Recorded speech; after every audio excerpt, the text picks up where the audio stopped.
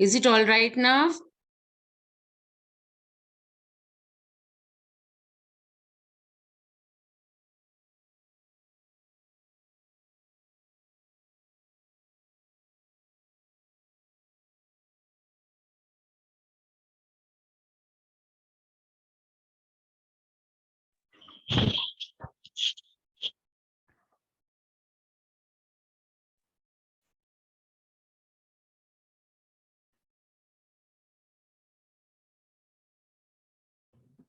In another, ma'am.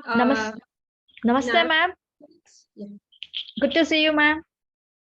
Ma'am, you have muted yourself, ma'am.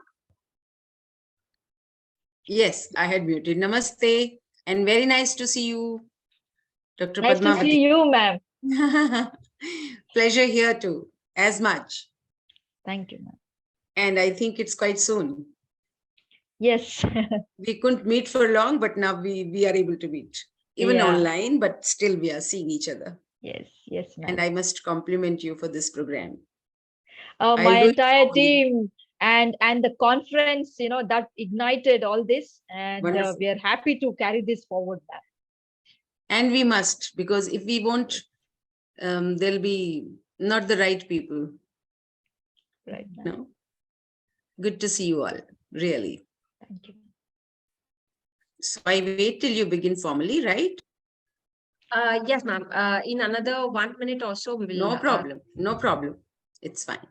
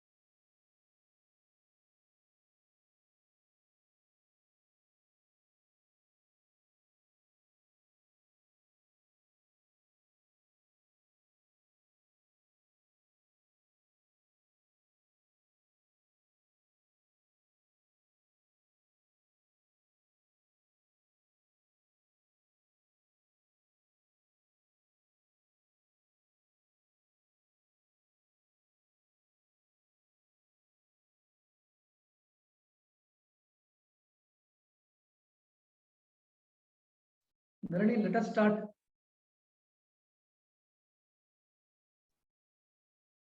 Yes, sir.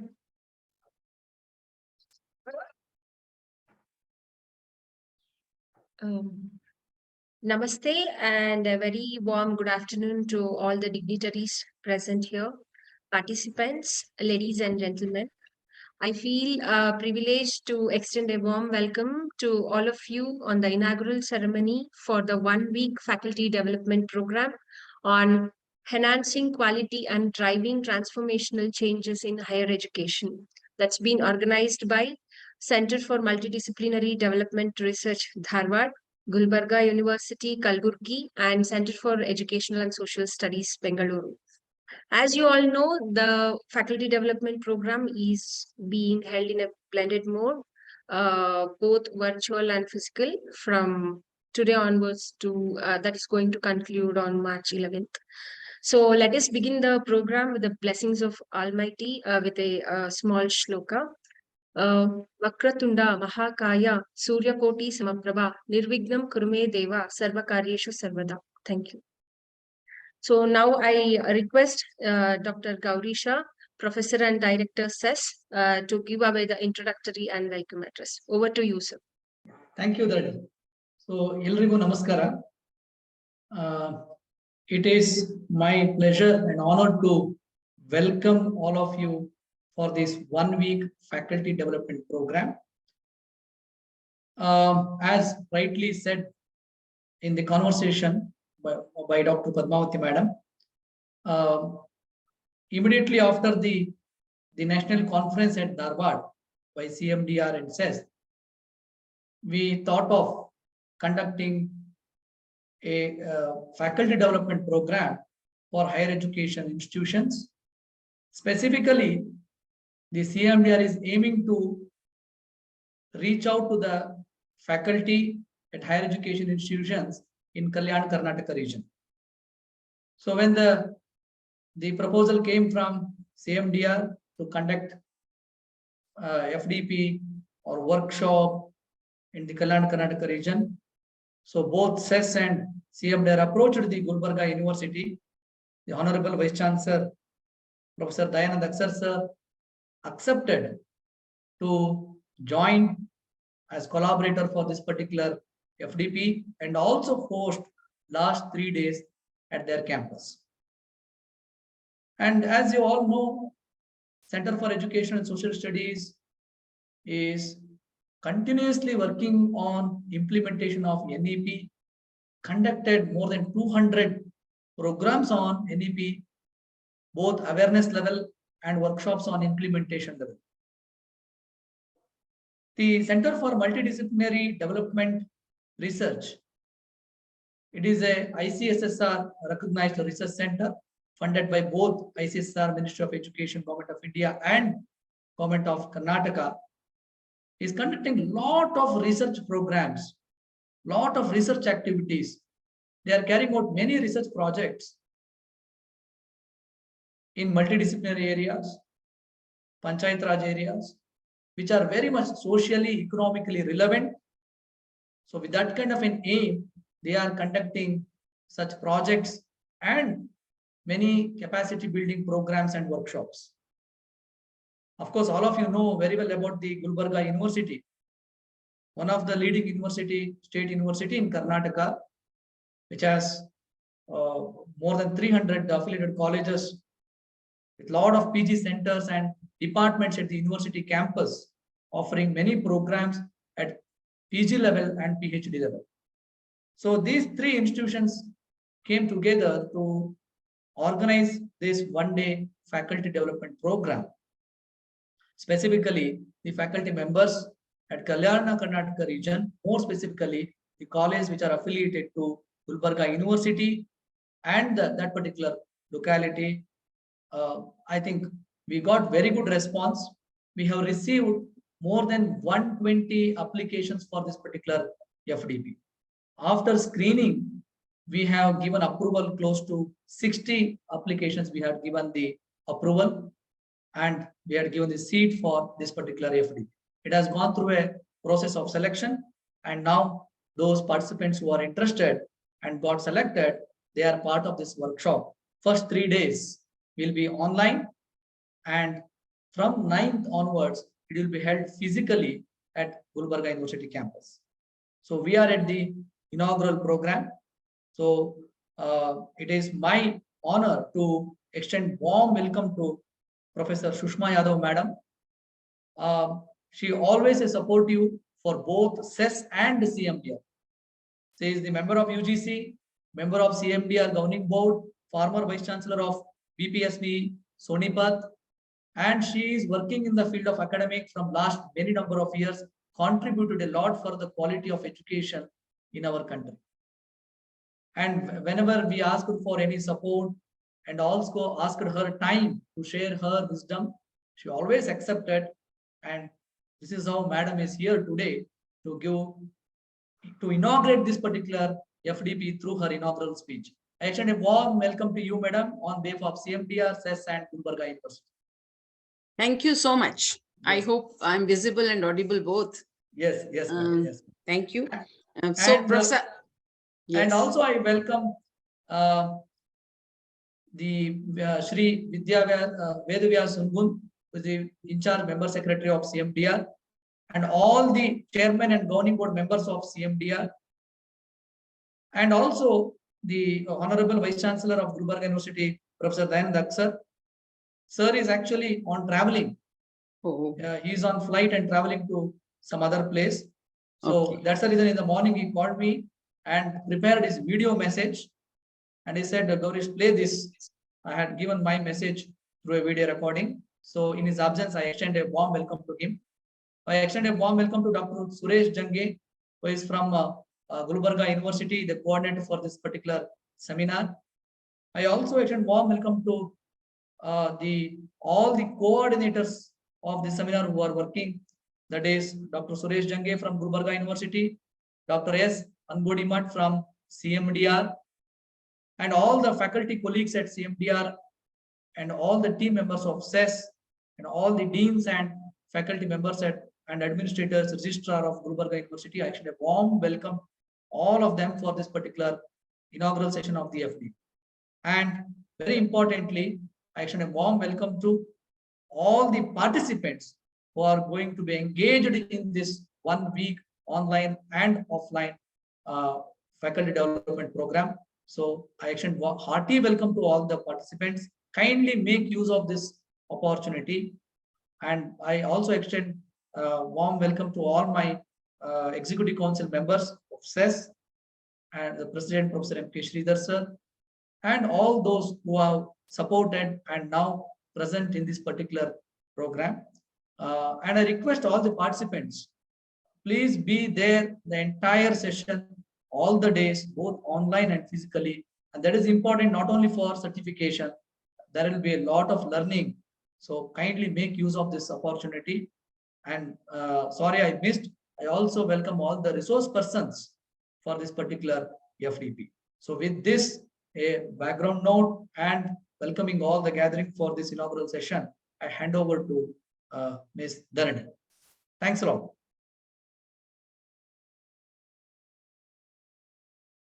Thank you very much, sir. Sir, continuing with your message to the participants, I would like to request all of them to rename their names, because some names are mentioned with respect to their mobile phones, Realme and all. So I kindly request all the participants, please rename your original name along with the reference IDs that we have given to you, which will help us, in identifying who has participated. Thank you. Yeah. And that is important for attendance and certification. Exactly. Yes, sir. Yeah. To continue with, as Gaurisha sir said, our Honorable Vice Chancellor of Gulbarga University, Professor Dayanand Aksar sir, he couldn't join us today, but he has sent a video message to all of us, which I'm going to play now. You can.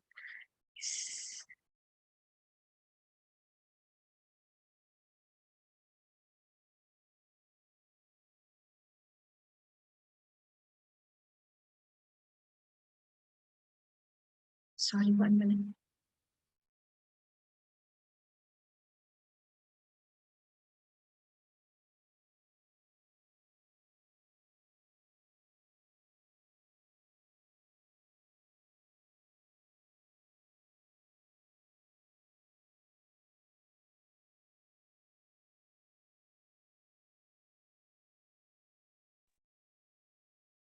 Good afternoon to all of you.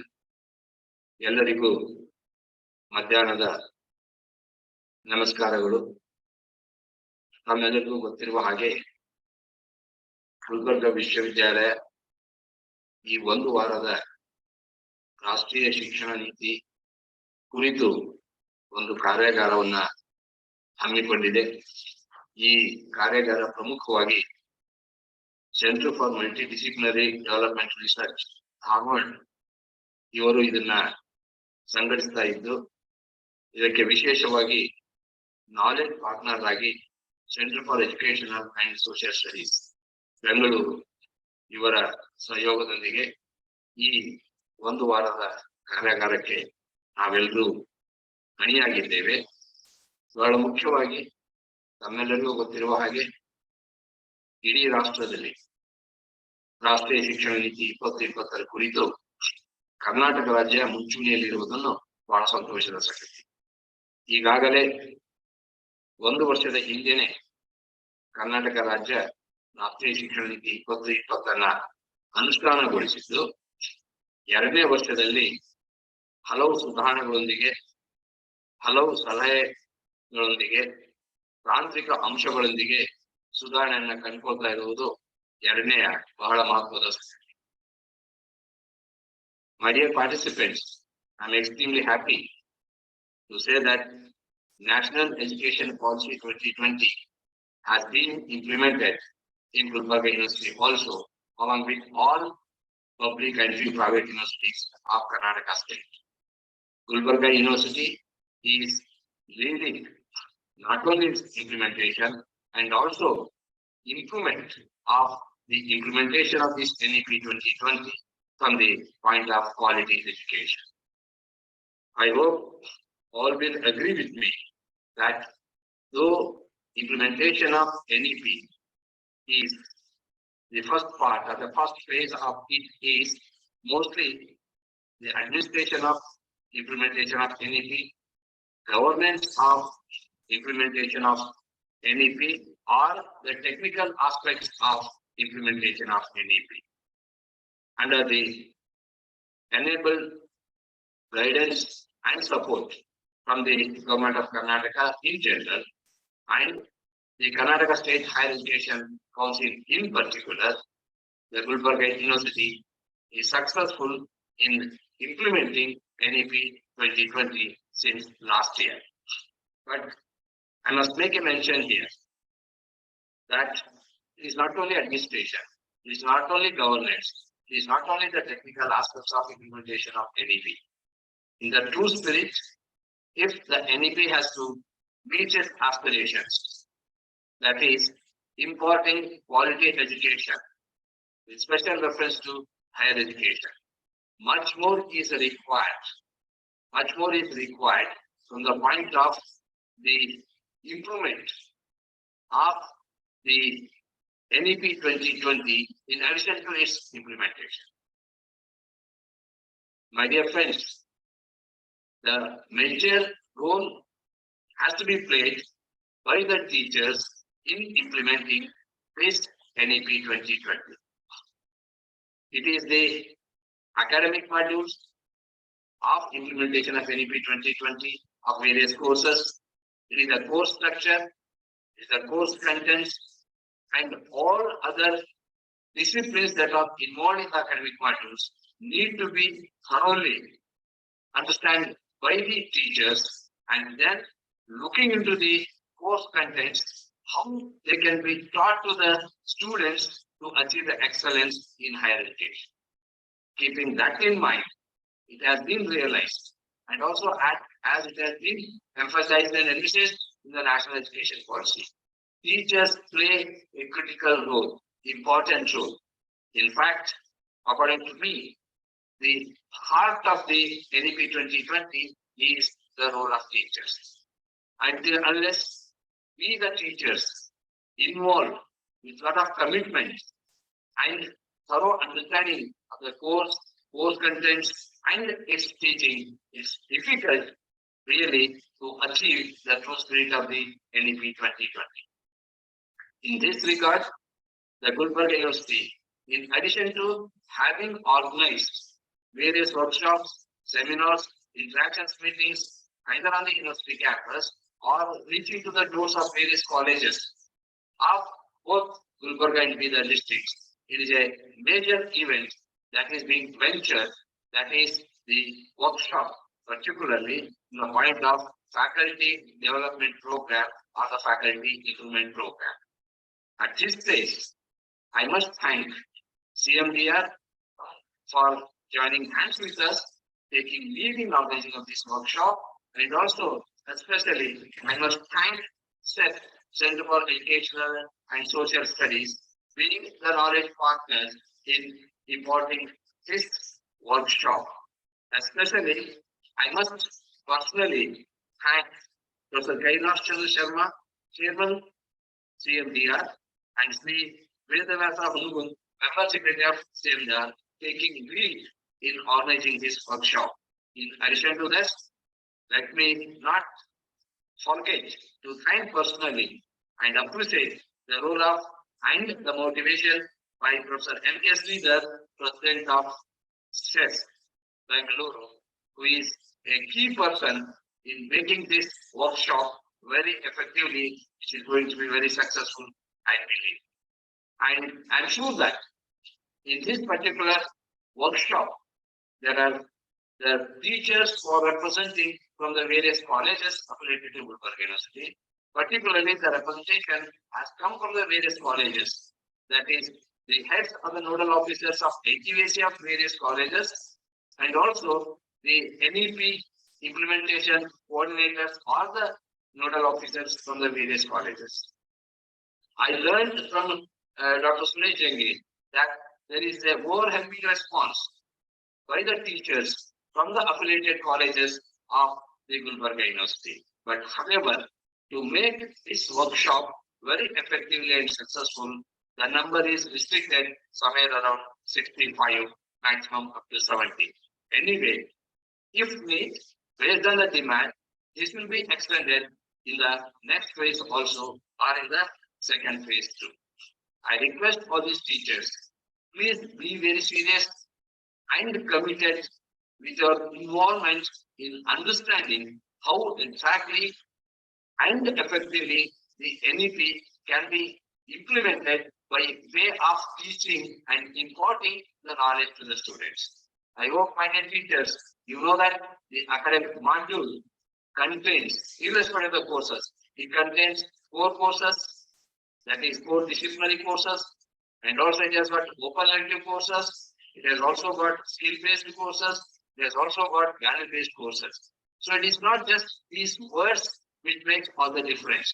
In real understanding of these disciplines of a particular course, and how they can be imparted and taught to the student to the true spirit of enhancing the higher education quality. There lies the role of teachers. In view of this particular the faculty development program or faculty improvement program, as the workshop is being organized by the Gulbarga University.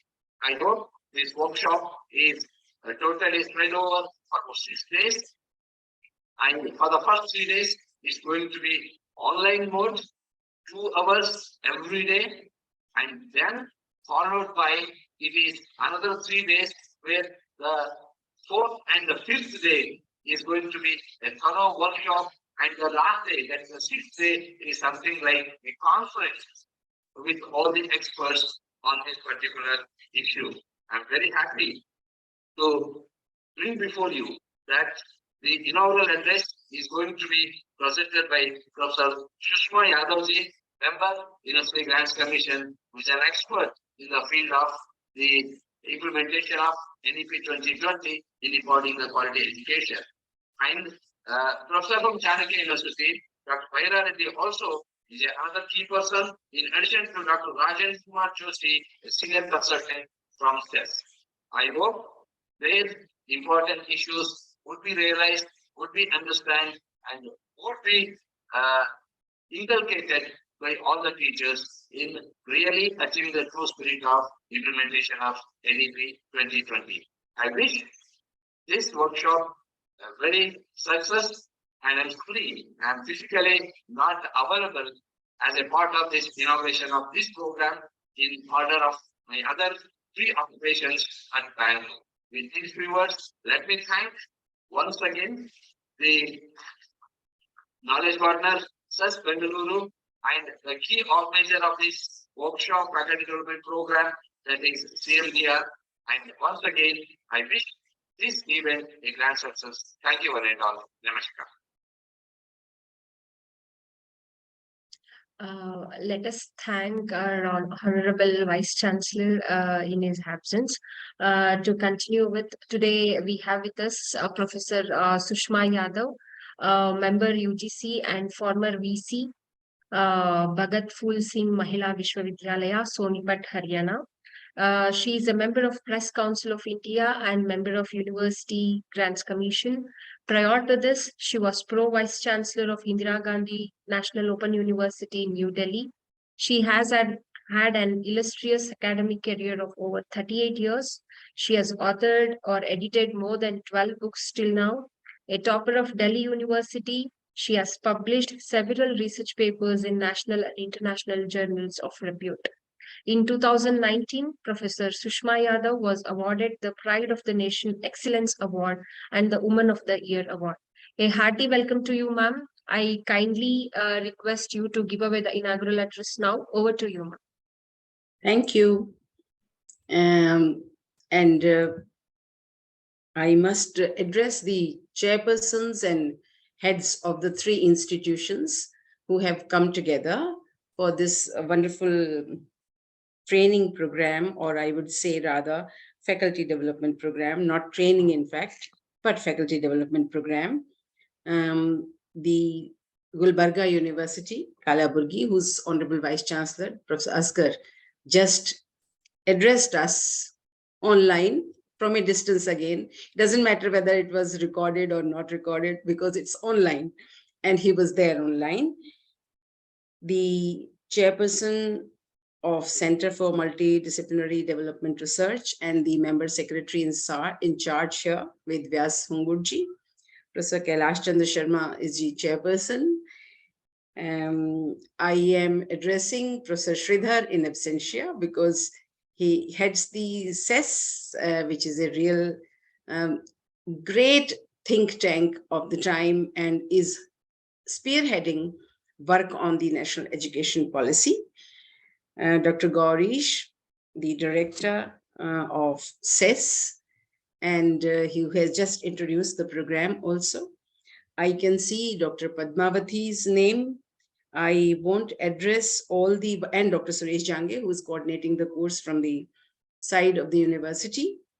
I think it's a great joining hands.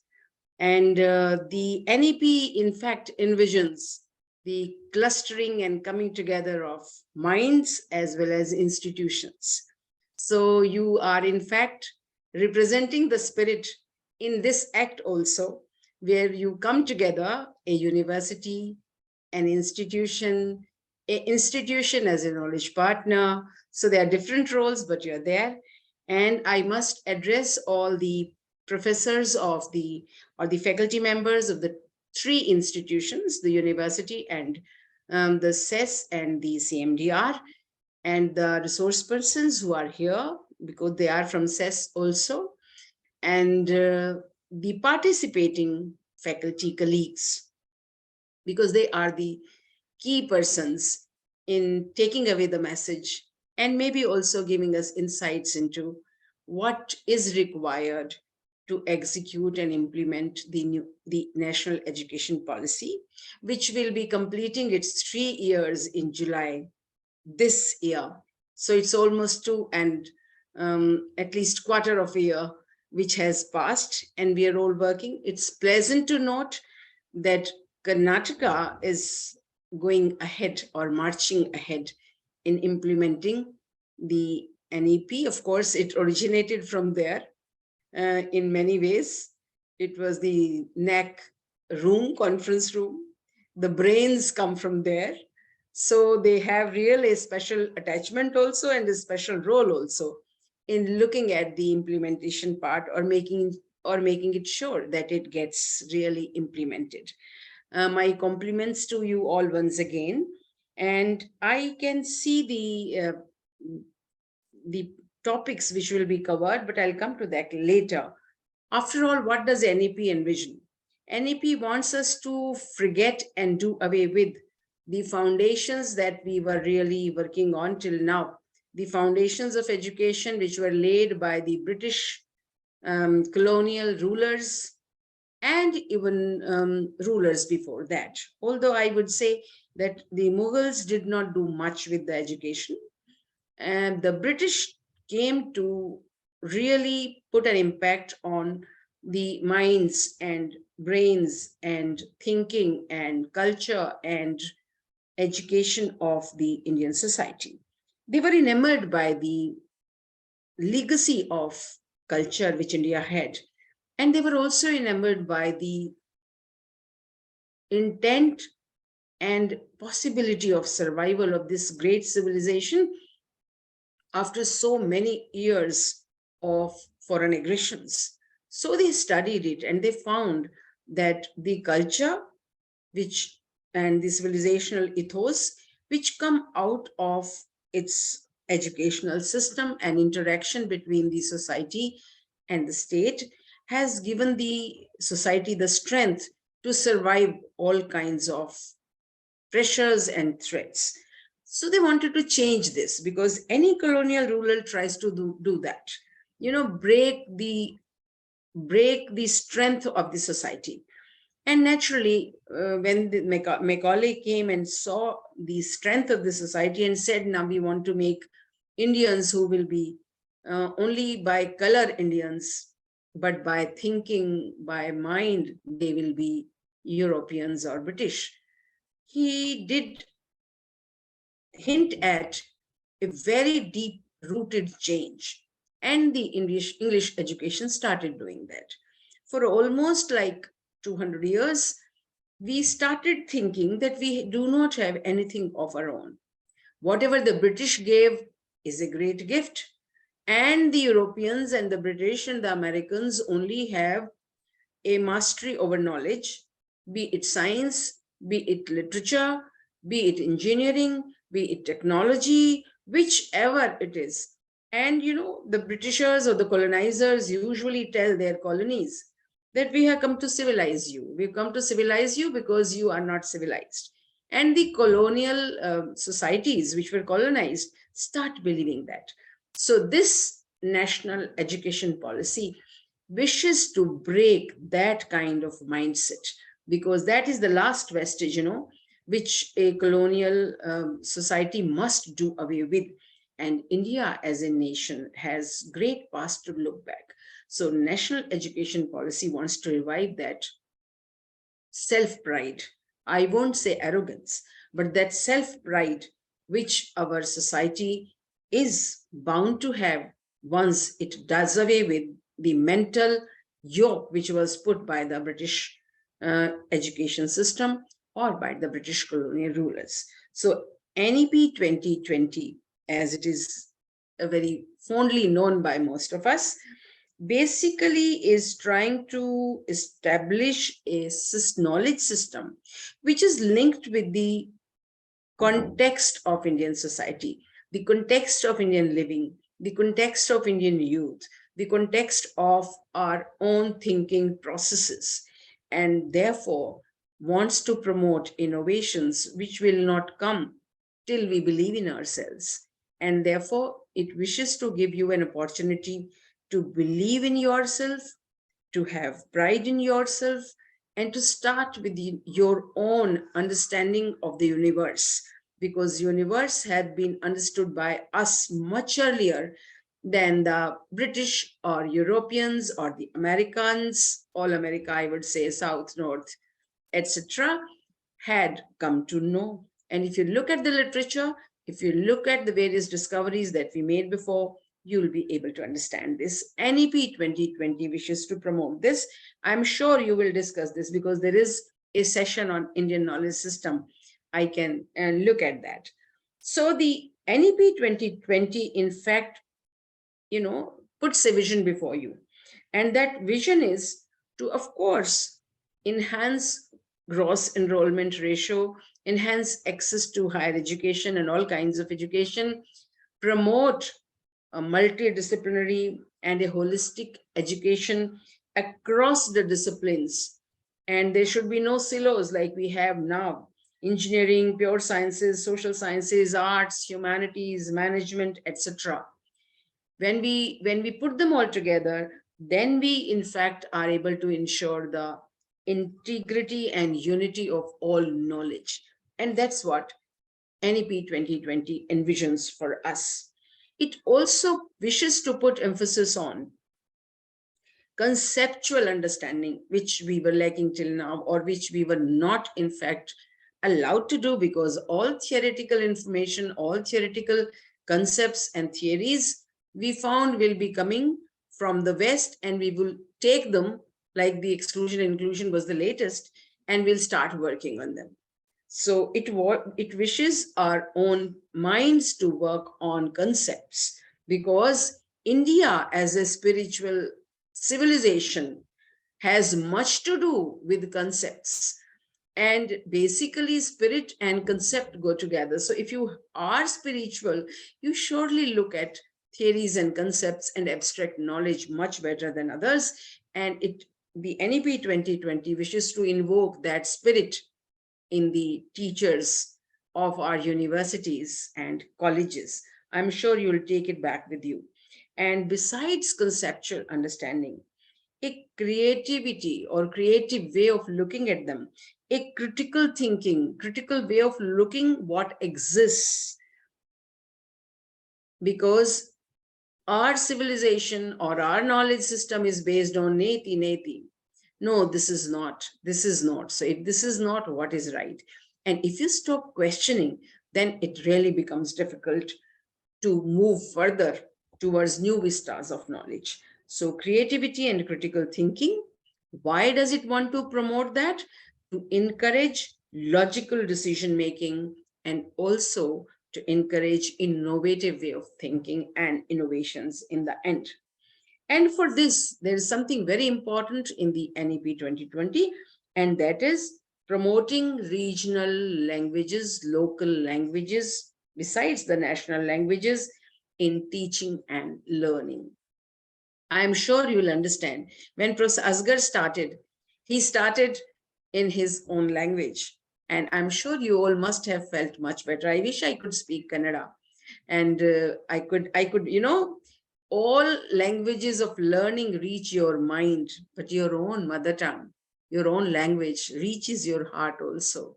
And innovations take place when it is a mixing of heart and mind, hands and brain. And therefore, the NEP 2020 wishes to encourage that. It also wishes to bring changes in the assessment system, because till now we learn the whole year or the whole semester and then give an exam. It wants to promote a regular formative assessment and learning based on that assessment rather than the summative assessment. So if you keep on assessing regularly, you know where you are lacking and you know where you have to put more emphasis on or put more time on. That's also a wish in the NEP 2020. NEP 2020 wants to ensure your pride in your legacy and civilization, but it doesn't want to ignore technology. So extensive use of technology in teaching and learning, along with the increase in access and equity, so that more and more young ones get access to higher education, more and more boys and girls get into the early education. And it's the first time that early education becomes a priority for the national education policy. And it talks about early childhood care. It talks about the early childhood learning, and it wishes to make learning an enjoyable experience. I am happy to see that is one of the areas of your discussion in this FTB.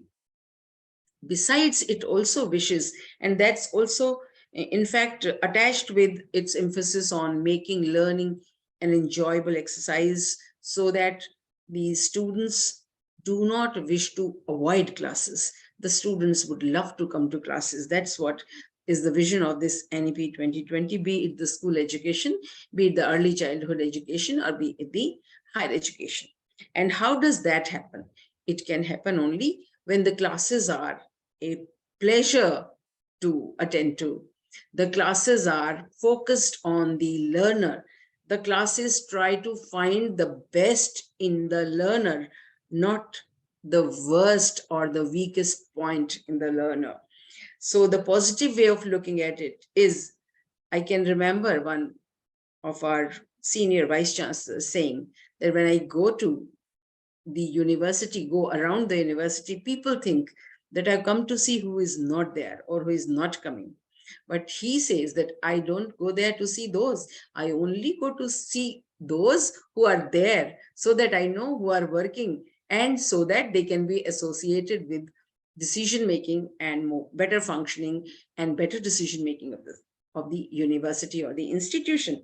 I think that's what NEP 2020 also focuses on, that we must find out what is the quality in a learner, and that quality must be harnessed, must be nurtured, as Swami Vivekananda used to say, that every human being is born with a potential. That potential is to be nurtured. And NEP 2020 focuses on that. And therefore, it tries to give flexibility in choosing learning trajectories. How do I want to learn? I want to have a regular class. I want to have a hybrid. I want to have online. I want to have digital, depending upon my accessibility, depending upon the time available, depending upon the context where I live in, I'm able to choose my learning trajectory and also program. I may start with engineering, but after first year, I may find that that's not my cup of tea. Then I may have the opportunity or the flexibility, choose a subject which I think interests me much more. The moment we are able to change this, we will find that knowledge, in fact, will be created in the Indian universities and colleges, because knowledge creation basically depends upon your interest, your talent, and a combination of the two can really bring out the right kind of knowledge and the right kind of innovation which we are looking for. And it also wants again and again to emphasize upon no separation between arts and sciences, between curricular and extracurricular. Now it's not extracurricular anymore, but we believe it's co-curricular activities. And there is no hard separation between vocational and academic streams.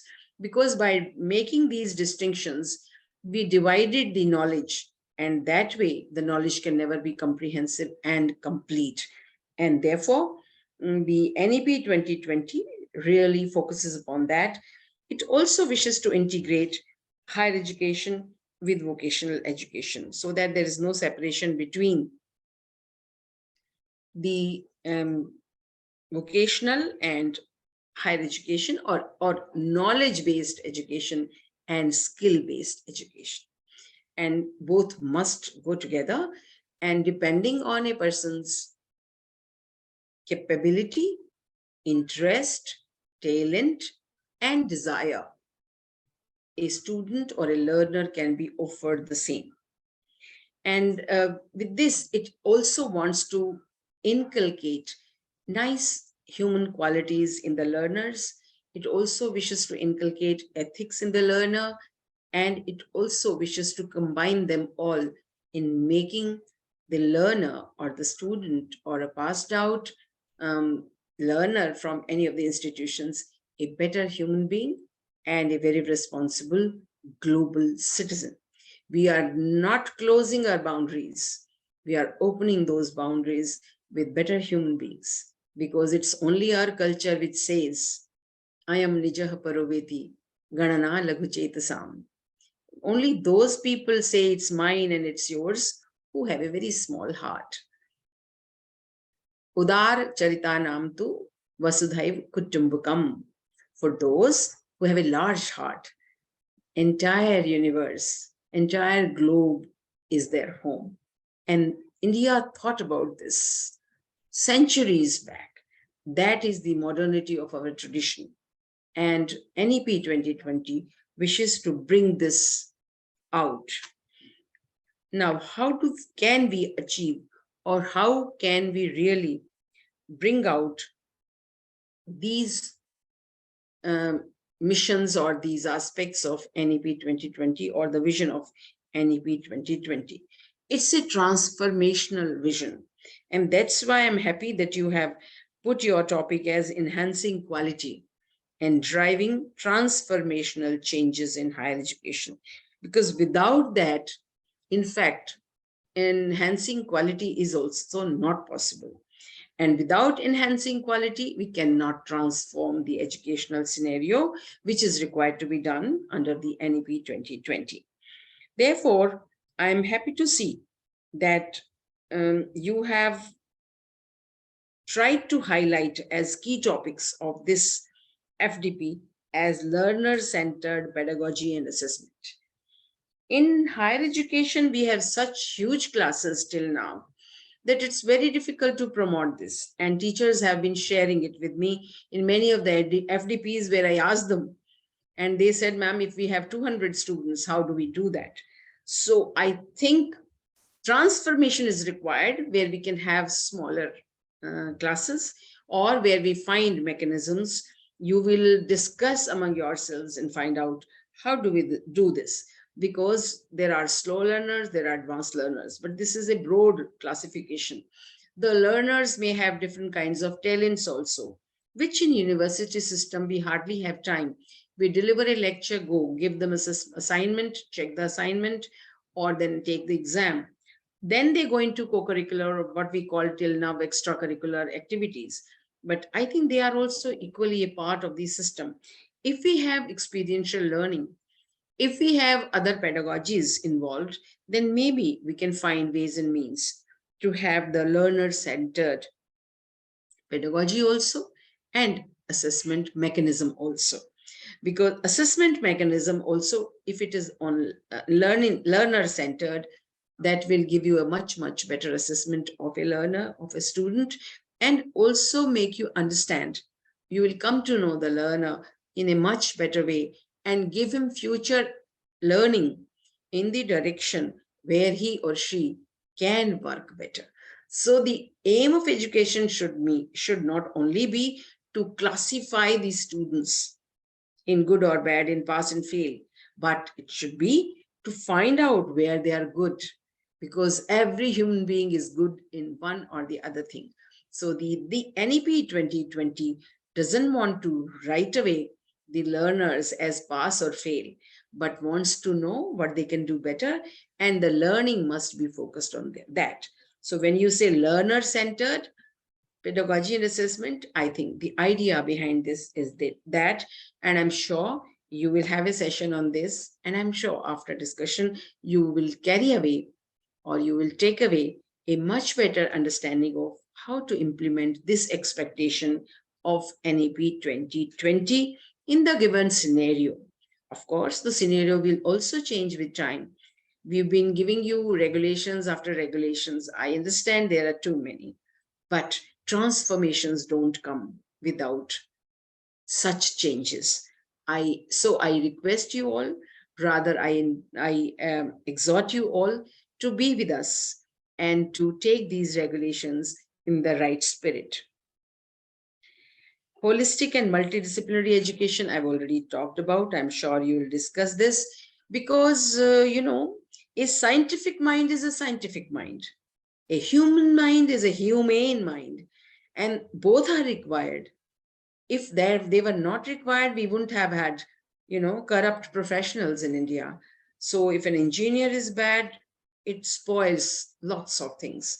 If a doctor is bad, doesn't have a humane approach or an ethical approach, then the results are disastrous. Therefore, ethics, culture, humanity, good qualities, which we call as human qualities, are required in all.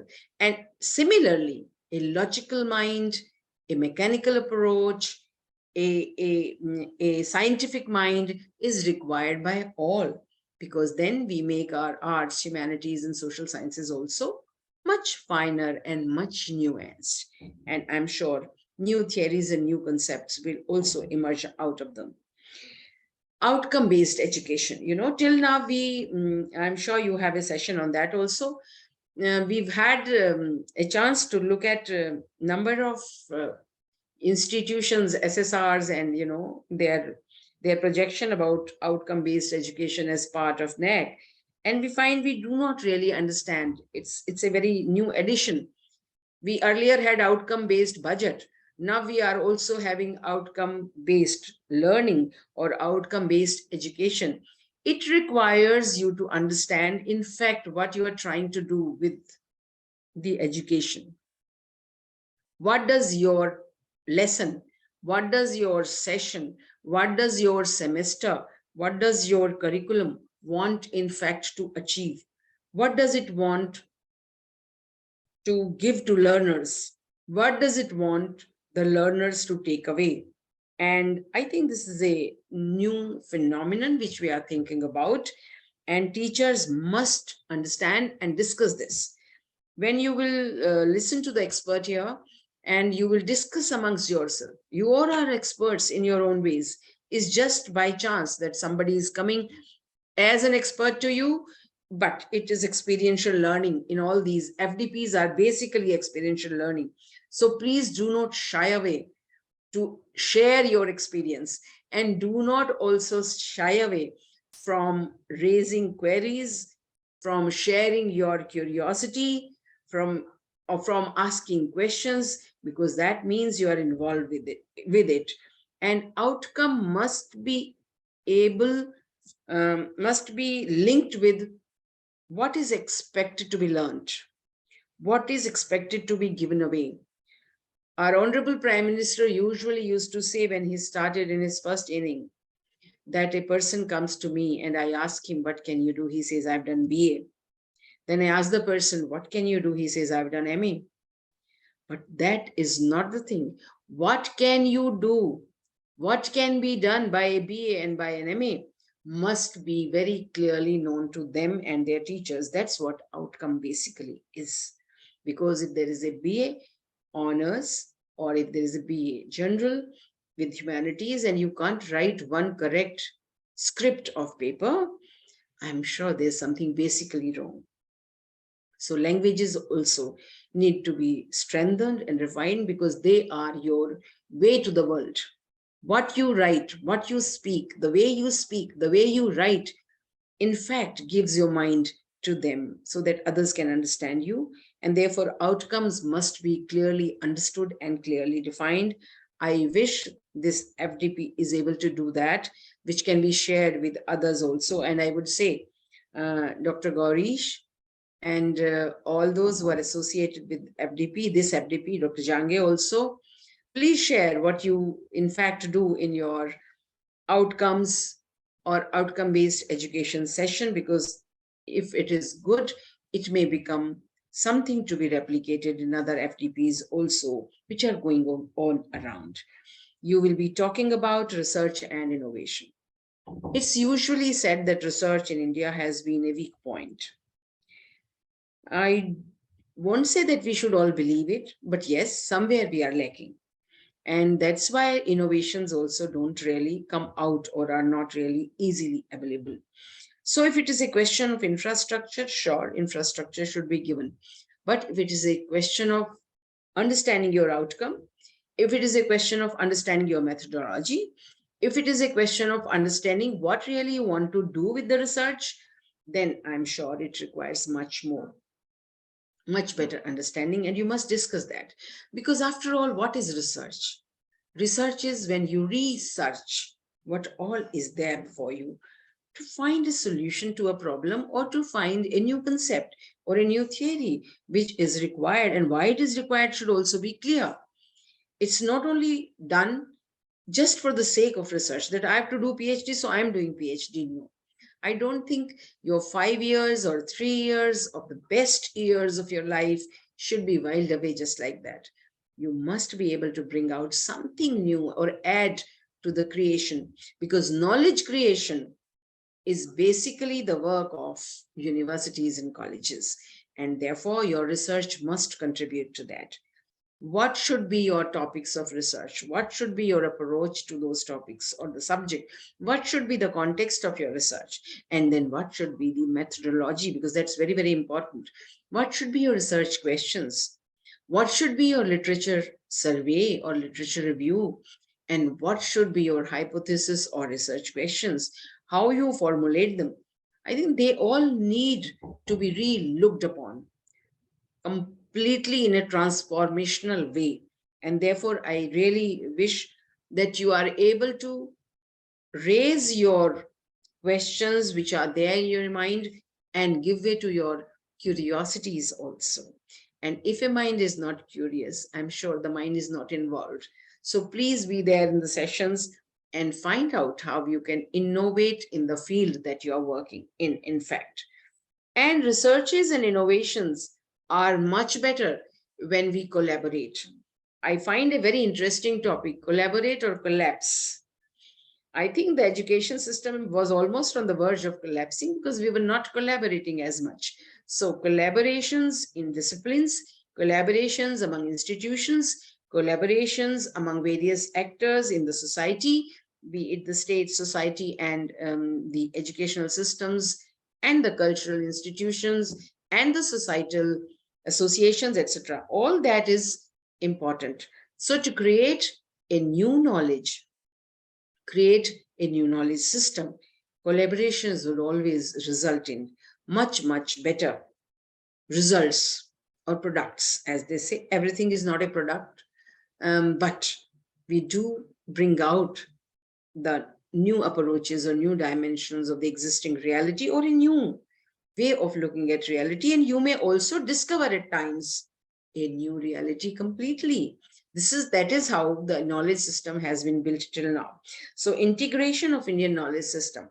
Till now, we do not have the self-pride that we are a nation which really had access to, or had really had discoveries and created new vistas of knowledge.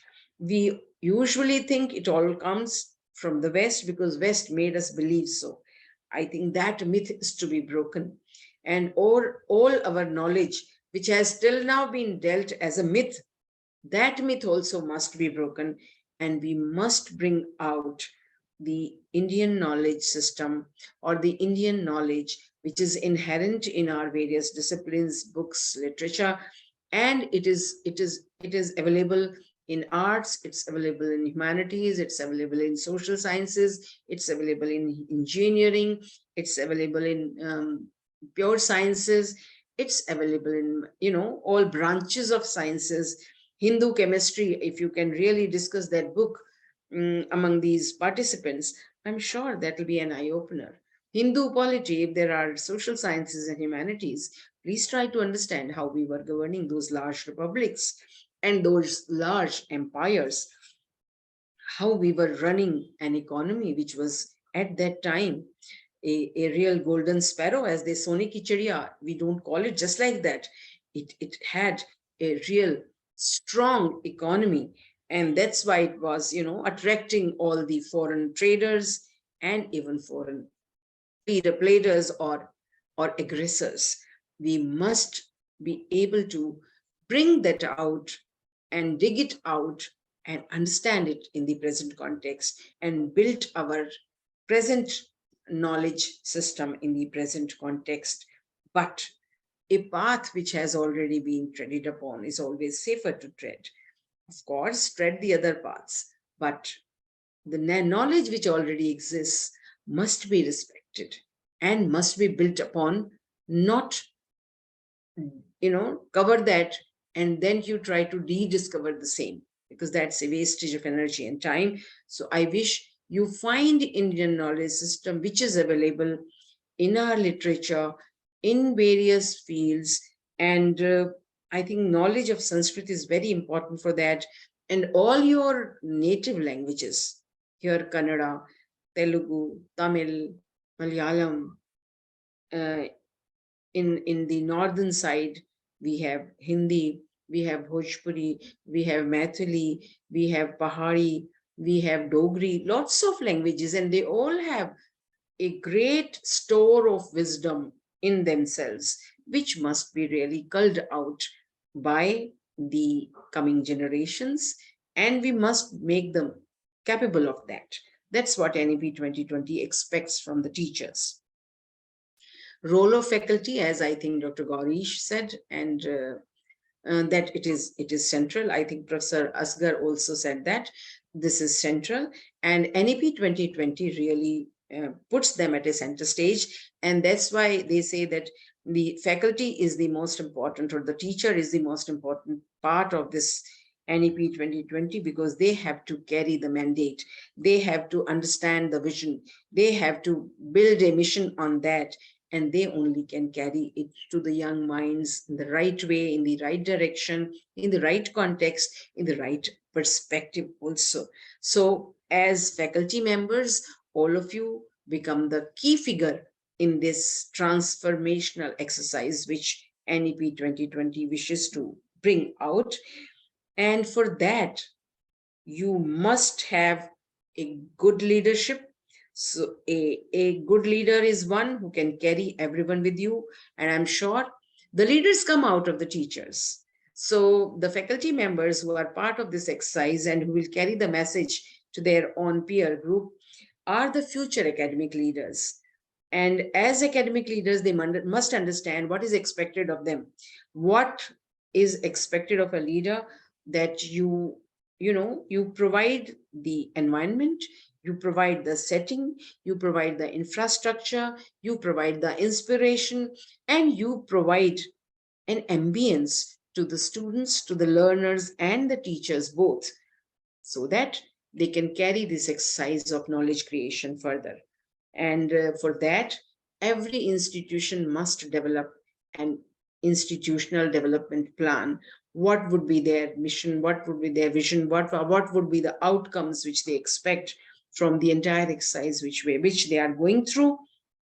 And UGC has given again a regulation on this also, how to build this institutional development plan. I'm sure you'll be having a session on that also. And education is a never-ending exercise, and learning is lifelong. So what is happening in your field? What is latest update in your field? What can be taught beyond what you have already in your field? Higher education, sciences, humanities, arts, engineering, medicine, whichever field you are in, you must update yourself always. Be aware of the latest, so that when you decide the outcome, when you determine the outcome, you basically look at that, or you basically understand that. So I really wish that you go with takeaways which are executable, which are implementable. And I really wish that this FDP itself, because a hybrid, it's very interesting. The 3 days you have online, which saves you 3 days at your own places, and 2 days you will come together. So by then, your curiosity level, your queries, your questions, your suggestions, your observations, your critique, your concepts would all be much, much more refined, and you'll be ready to discuss them among your peer group. That would be the real outcome of this FDP. And I'm sure with the kind of resource persons and the kind of subjects that you have chosen, this will be the result. I would once again like to compliment all the 3 institutions: Gulbarga University, its leadership, CMDR and its leadership and faculty, and of course the knowledge partner. CES is really creating ambience for knowledge creation. And so CES, its leadership, I can see all of you there.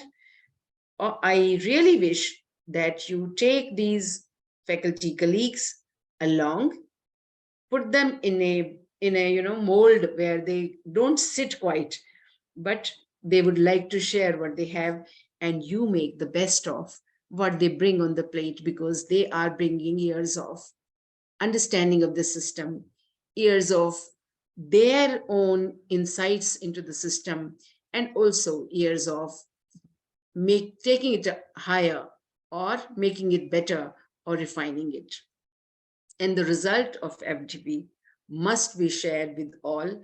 I wish the 3 institutions and all the faculty colleagues who are part of this, again, a great success. India is to become Vishwaguru, but it can't become without you. So we all have a great role, and let's work together that. Namaskar. All the best. Jai Bharat. Thank you very much, ma'am. You have really discussed various aspects of NEP and the upcoming sessions, what it is going to cover in the coming days. Really, it is very nice to hear you every time whenever we get the chance to. Thank you very much, ma'am. Yeah. Now, to continue with, we are concluding the inaugural session and kickstart with the session for today's, that is about research and innovation by Dr. Padmavati. So, firstly, I want to thank and extend my gratitude to Professor Dayanand Aksar sir for his video message in his absentia, and Professor Sushma Yadav ma'am for her inaugural address. Thank you very much, ma'am. I also want to extend my thanks to Shri Vedvyas Hungul sir, Dr. Suresh Jangi sir, Dr. Gaurisha sir, and Dr. Padmavati, and nevertheless, all the participants, thank you very much for participating in the inaugural address. And dear participants, we will now continue with our sessions of the evening. Thank you, everyone. Thank you. Madam, I must join Ms. Dharani in thanking you because you have set a benchmark for our upcoming sessions. And telepathically, I have copied what you have said. Now, higher education institutions must become the center of knowledge creation. Exactly. That's the requirement of the 21st century. And our universities and colleges do have the potential. And it will start with our faculty members. Ma'am, thank you for a wonderful speech and blessings and a great message to all of us. And we will continue collaborating, and I'm sure you'll continue to inspire all of us. Sure. Thank you very much. Thank you, ma'am. Ms. Dharani, are we going to have a bio break for participants now for a few minutes? You must give. Actually, there is no break. There is no break. Okay. There is already a schedule, so that's the reason. Right. Okay. We'll start the session. Dharani. Dharani, I can share my presentation, right? Madam, wait a minute, madam. Dharani will announce. Introduction or two to the participants, and then we can go ahead with the sessions. Dear participants, to continue with our workshop sessions today, the topic for today's session is research and innovation, and we have with us the resource person, Dr. Padmavati, Professor and Head Education Unit, SES. She holds postgraduate degree in political science, MPhil and doctorate degrees with specialization in foreign policies of India and USA from the Department of Political Science, Bangalore University. She holds a certificate on Introduction to Corporate Social Responsibility, awarded by United Nations Institute for Training and Research, Geneva. She has completed Women Entrepreneurship Program of IIM Bangalore and is a certified global career counselor from UCLA Extension. She has coordinated and headed nearly 30 national and international survey-related projects. She has served as a member of the NCTE Textbook Committee. She has contributed to the drafting of Karnataka State Youth Policy as a member of the drafting committee. She is project coordinator of Madiwala Biodiversity Park Project, a flagship project of KLCTA. She served in Karnataka Knowledge Commission as a senior research associate and convener of subcommittee to task force on implementation of NEP in Karnataka, constituted by KSHEC, Government of Karnataka. Presently, Dr. Padmavati is member of task force on implementation of NEP in school education in Karnataka, constituted by Government of Karnataka, and she is serving as professor and head of education unit at SES, Bengaluru. Hearty welcome to you, ma'am. I now request you to take over the session. Thank you so much, Ms. Dharani. Yeah, the session pattern will be like this. There will be a presentation 60 minutes and followed by Q&A for 10 to 15 minutes. Over to you, madam. Yes, thank you. Dharani, I can share the screen, right? Host disabled participant screen sharing. Yeah, just you can enable me.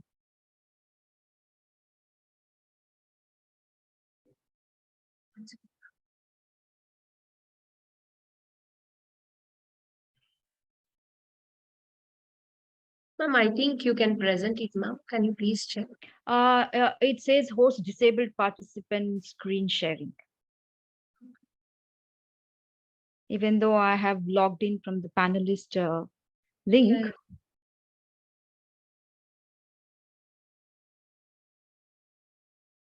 Can you please try now? Oh yeah, now it happened. Now it happened. Yeah, is this visible to all? Okay. Actually, we are very much inspired by national education policy, and depending on where we are taking our session from SES, we try to use the local language. Is my presentation visible to all? Yes, ma'am. So in our session, normally we begin with a question. That's, what is the core functions of the college or a university? And today, it's being on a virtual platform, I will not ask participants to raise their hand and voluntarily answer to the question. But wherever we have been, we have asked and we have got answers from those participants. Dharni, I think, let me once again.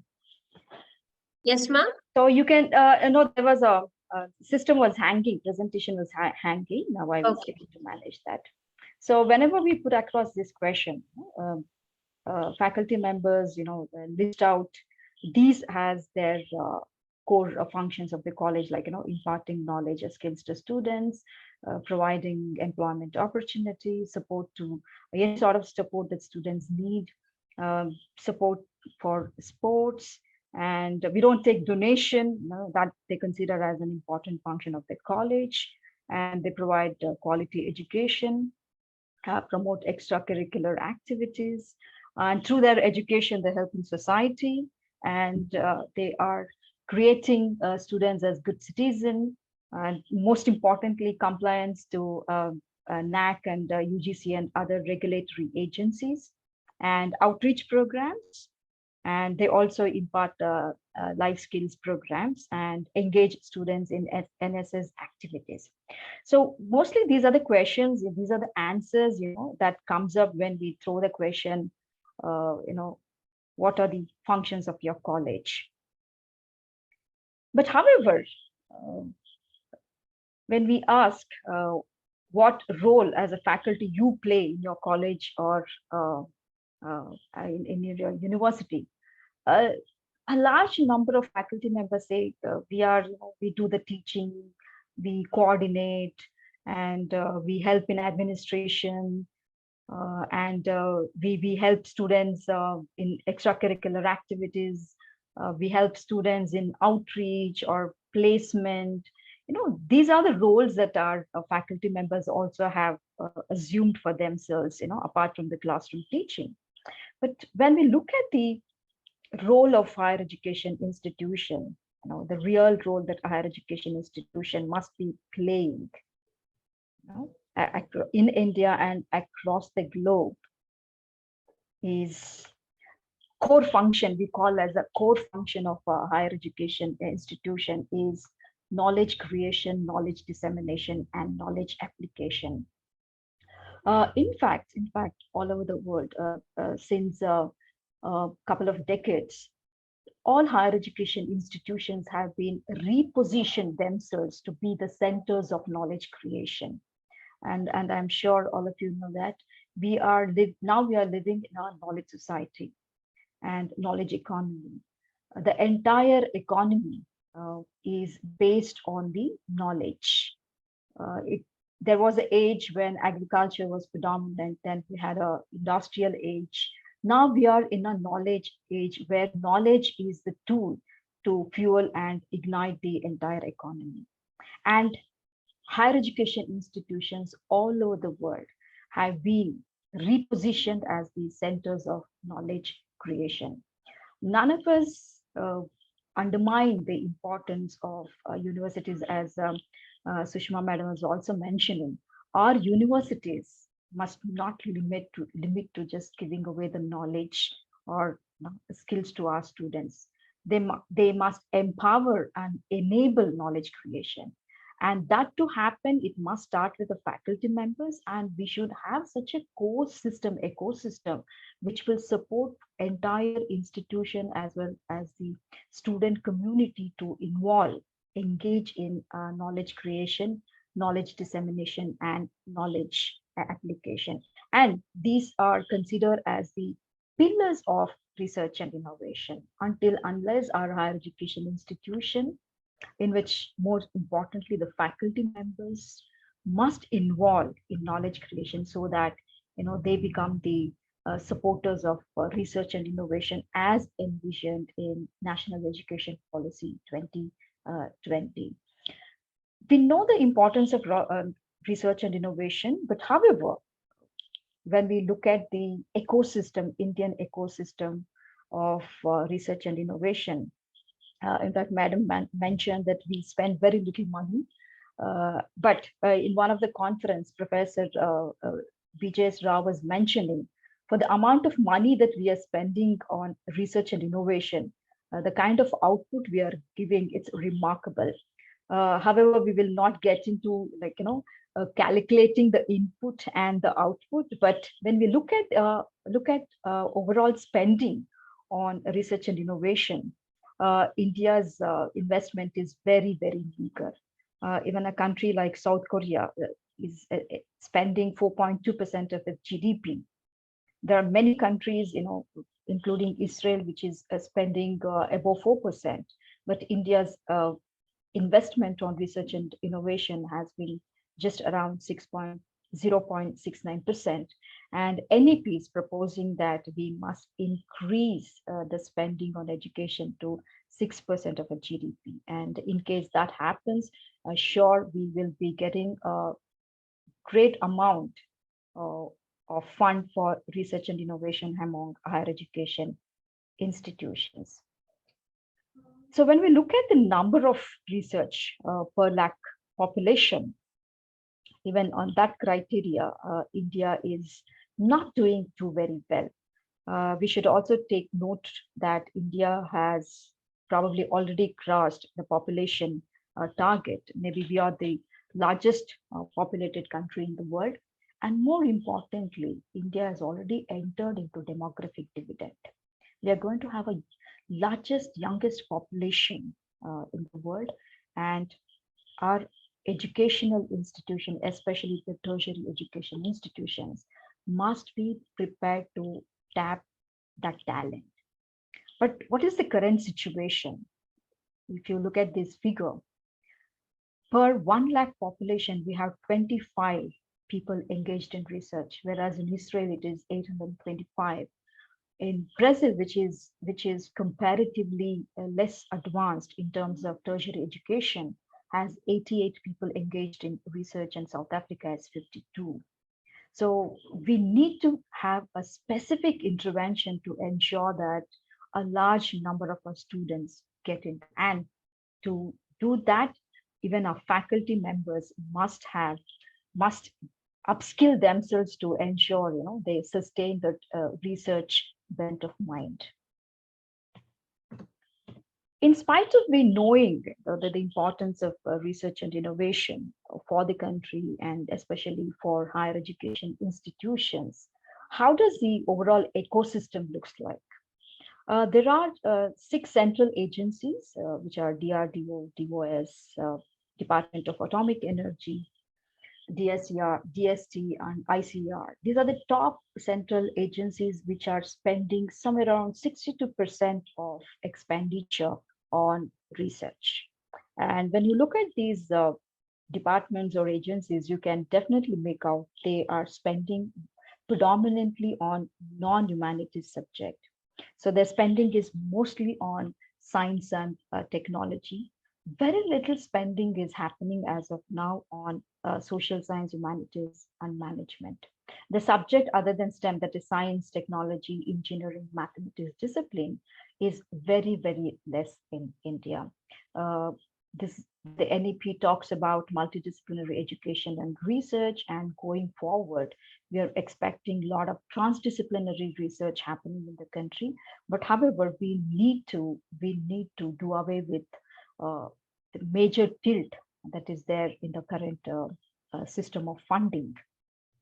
So when we look at the innovation ecosystem, I'm very, very, with all pride, I must bring to note that on innovation ecosystem, as per the Global Innovation Index Report 2022, India ranks 40th among 132 countries. This is something that all of us have to take note and be very proud about India's achievement in the innovation area. And India also ranks first in information communication technology services, especially uh, in ICT export domain. Uh, India also ranks is the third largest startup ecosystem in the world, and we have been noticed by other countries as the as a most attractive knowledge hub in the world. And we have already created a conducive environment for startup ecosystem to thrive in India. We also rank first among the 36 lower middle income group economies, and we are the first among the 10 economies in the Central and Southern Asian uh, countries. So when we look at the innovation ecosystem, uh, we feel, okay, India is already, in the last year, India was 40th. Now we have achieved 40th rank. And we feel, okay, India is very forward in the innovation domain, and research will definitely follow it. But when we look at the parameters of the innovation index, one will realize that the progress made by India in innovation area is a result of high performance by very few institutions. Uh, we already know that among the top ranking institution, only the Indian Institute of Science ranks first in research. And there are quite a few other higher education institutions in India which are working as centers of island. But however, as a culture, there's a lot to be done. So India has scored very well in the sub indicators as a result of very few educational institutions and high network Indian companies. As a culture, we have not yet come in there. So this implies that the top few educational institutions are performing very well in terms of innovation, but innovation as a culture has not yet permeated the education system as a whole. When you look at the tertiary education in India, uh, we have to do deep intervention to ensure that we set in the culture of research and innovation. So there's an optimum potential for innovation among higher education institutions, which are yet to be realized. We have a fantastic, highly potential faculty members. We have students, a large number of young aspirational students, but however, as an ecosystem, we have not been able to make that milestone, or we are not yet been able to establish ourselves as a remarkable destination for research and innovation. So therefore, when national education policy was being drafted, there's a lot of discussion happened about how do we reposition Indian higher education institutions to become the center of knowledge creation, application, and dissemination. In fact, they also talked about what are the major issues that our current higher education system is facing, which we need to address as we move forward. One thing that we all agree with is there's a less emphasis on research at most of our universities and colleges. And as Madam was also mentioning, we faculty members, we get into the research when only when we're compelled to do research as a part of our PhD. Only if there is any mandatory requirement, then we push ourselves to get into research. Otherwise, there's a very few faculty members and very few higher education institutions which have created a system wherein research has become something enjoyable for our faculty as well as institution. And second most important challenge that our higher education institutions as well as faculty members are going through is lack of competitive peer research funding. And as we looked, all the central departments or central agencies, they're all associated with science and technology, and most of their funding, or rather all their funding, gets into the science and technology field. So there is very little investment or very little funding is happening in the area of humanities and social science or management. So to overcome all these problems, National Education Policy, in fact, proposed establishing an exclusive body to oversee the research and innovation, as well as to fund outstanding peer-reviewed research papers. It recommended for seed fund in research and universities across India, with no special disregard to whether it's a private institution or whether it is a public owned institution. So it made NEP makes a series of recommendations to ensure that we set up a supportive environment.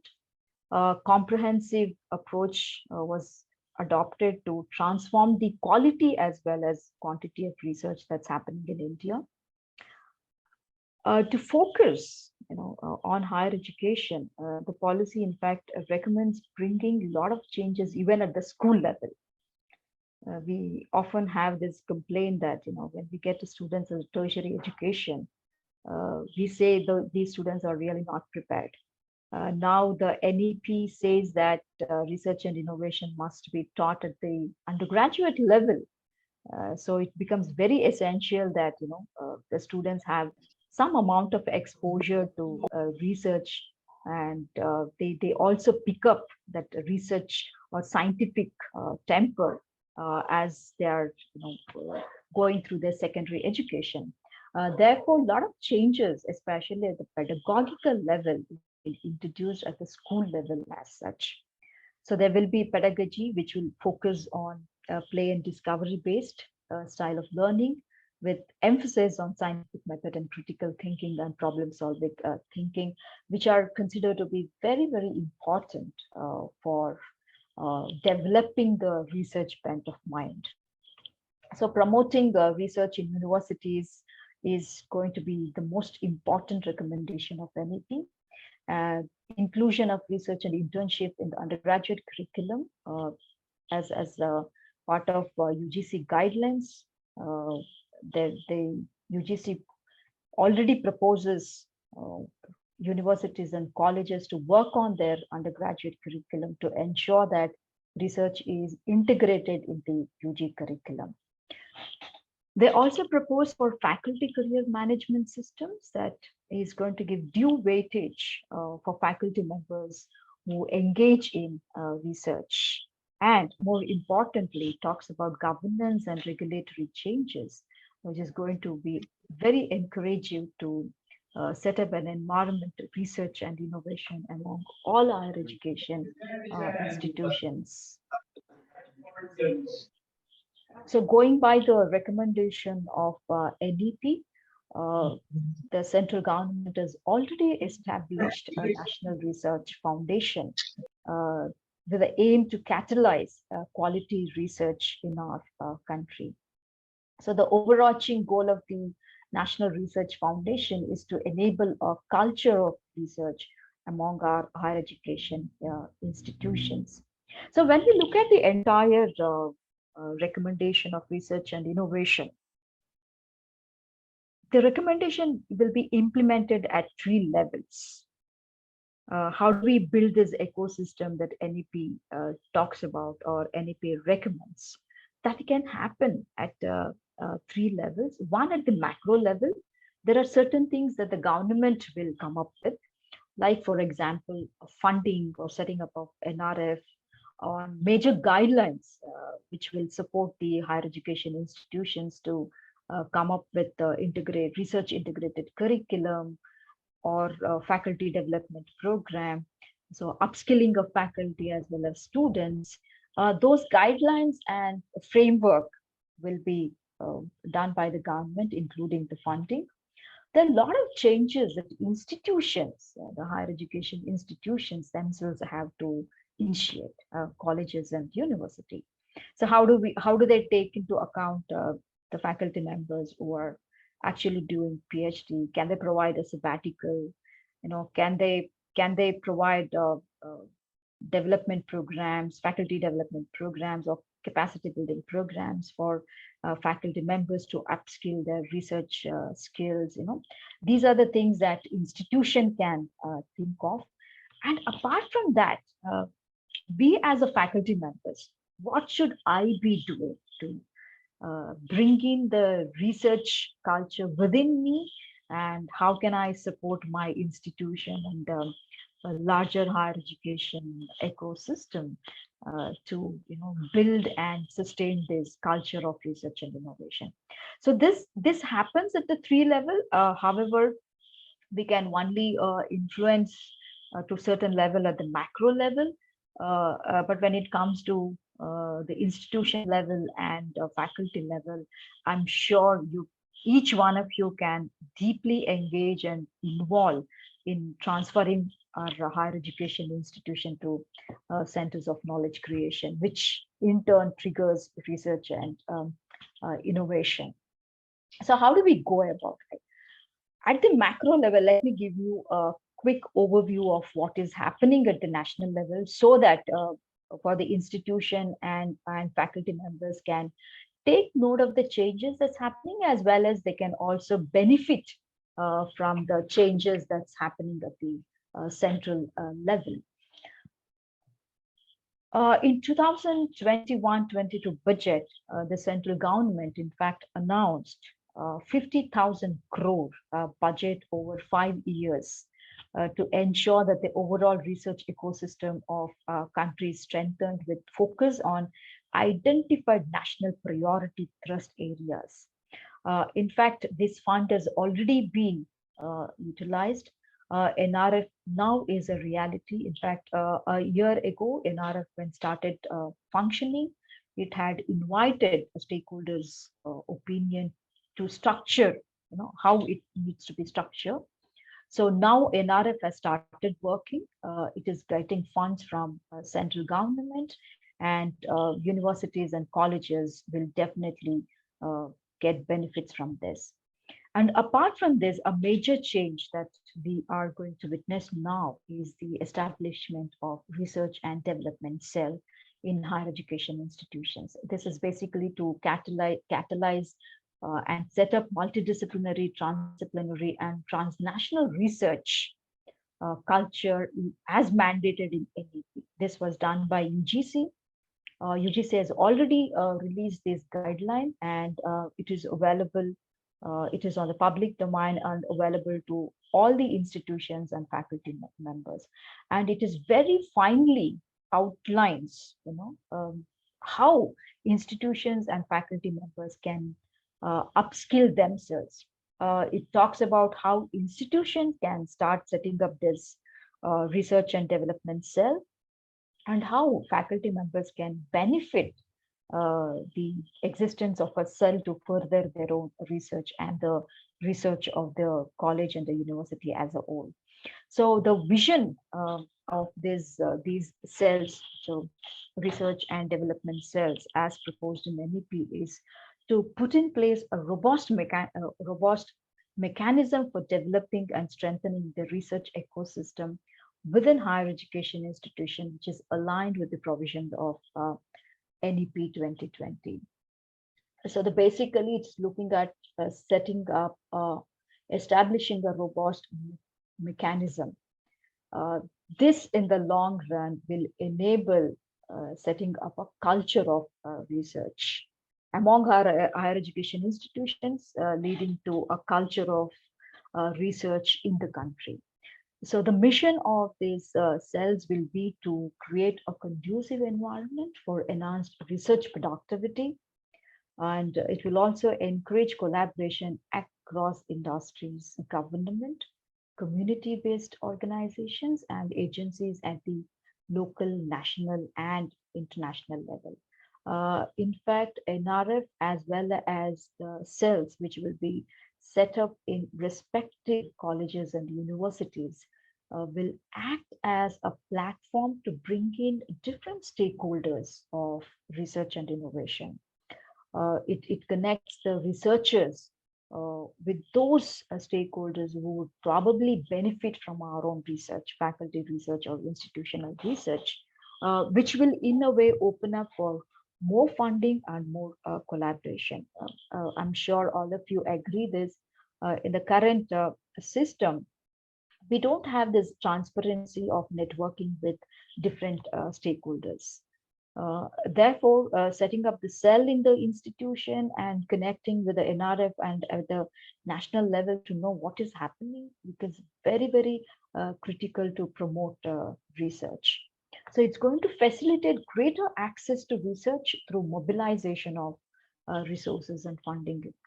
In fact, it also educates whether we can explore funding from diverse agencies. As of now, largely our higher education institutions, the fund comes from the government. So can we also diversify the source of funding? So maybe our research will have some benefit to some industry or some NGO or maybe state government or local agencies. Can these agencies become a source of funding is what the NEP is looking forward to. So some of the objectives, critical objectives of RDC are bringing in organizational structure. It talks about creating an organization structure to promote research policy, identify trust areas for research, and also form related clusters. In fact, Sushma Madam is also talking about this. NEP talks about forming a structure of higher education, clusters of higher education systems. So in the way forward, like there will be a lot of collaboration happening between and among different higher education institutions. We will be making best use of the available resources, between and among institutions. It is also going to create enabling provisions by recruiting people who have passion for research. And even it talks about how do we procure equipment and how do we make best use of what resources is available to us. It talks about providing the autonomy to principal investigators and those who are associated with the research team. We often hear this from our principal investigators as well as the research team that they're very much tied when it comes to conducting research work. So probably we will address these sort of challenges under RDC. So it also talks about establishing a special purpose vehicle to promote research and innovation in identified potential collaborators from industry, research organizations, academic institutions, and other stakeholders. It's in fact going to act as a platform to connect all these partners to engage in research and innovation. So it's going to also act as a liaison between researchers and relevant research funding agencies. It will support in preparing the proposal and submitting the project proposal, as well as help in overseeing the execution of project proposal. So it will also help in IPR process. And in fact, NEP suggests that institution set up incubation centers. It will help in doing so and also help institutions in processing their intellectual property right. This is something that most of our faculty members are very, very much challenged. It will also help in developing an institutional research information system. This is going to be a sort of a national system wherein the institutions which are engaged in research and innovation will upload their data, and other institutions will also get to know what is happening at the research and innovation front. In fact, again, we get to hear this. We really don't know what one institution is working and what the other institution is working on in terms of research. So we don't get to talk each other so much, and often we work in silos, and probably we are also duplicating research work. And to address these issues, this institutional research information system will come in place so that institutions get to know what is happening. And probably they also benefit from such information sharing, and also prevent duplication and wastage of investment if it's already been done. So it also promotes engagement and utilization of the services of the superannuated active faculty and scientists in the research to help in capacity building. In fact, it also promotes mentoring. There's very senior people who have been a part of uh, R&D labs across India can become a part of this initiative and help young faculty members in their research and innovation. It is also going to serve as a nodal center for ideation and conceptualization of research topics and themes by organizing workshops and training programs. In fact, it promotes conducting capacity building programs for faculty members. And they have, in fact, launched series of such programs. And I'm sure whatever capacity building program now happening under CMDR CES and Gulbarga University will surely be recognized and taken forward.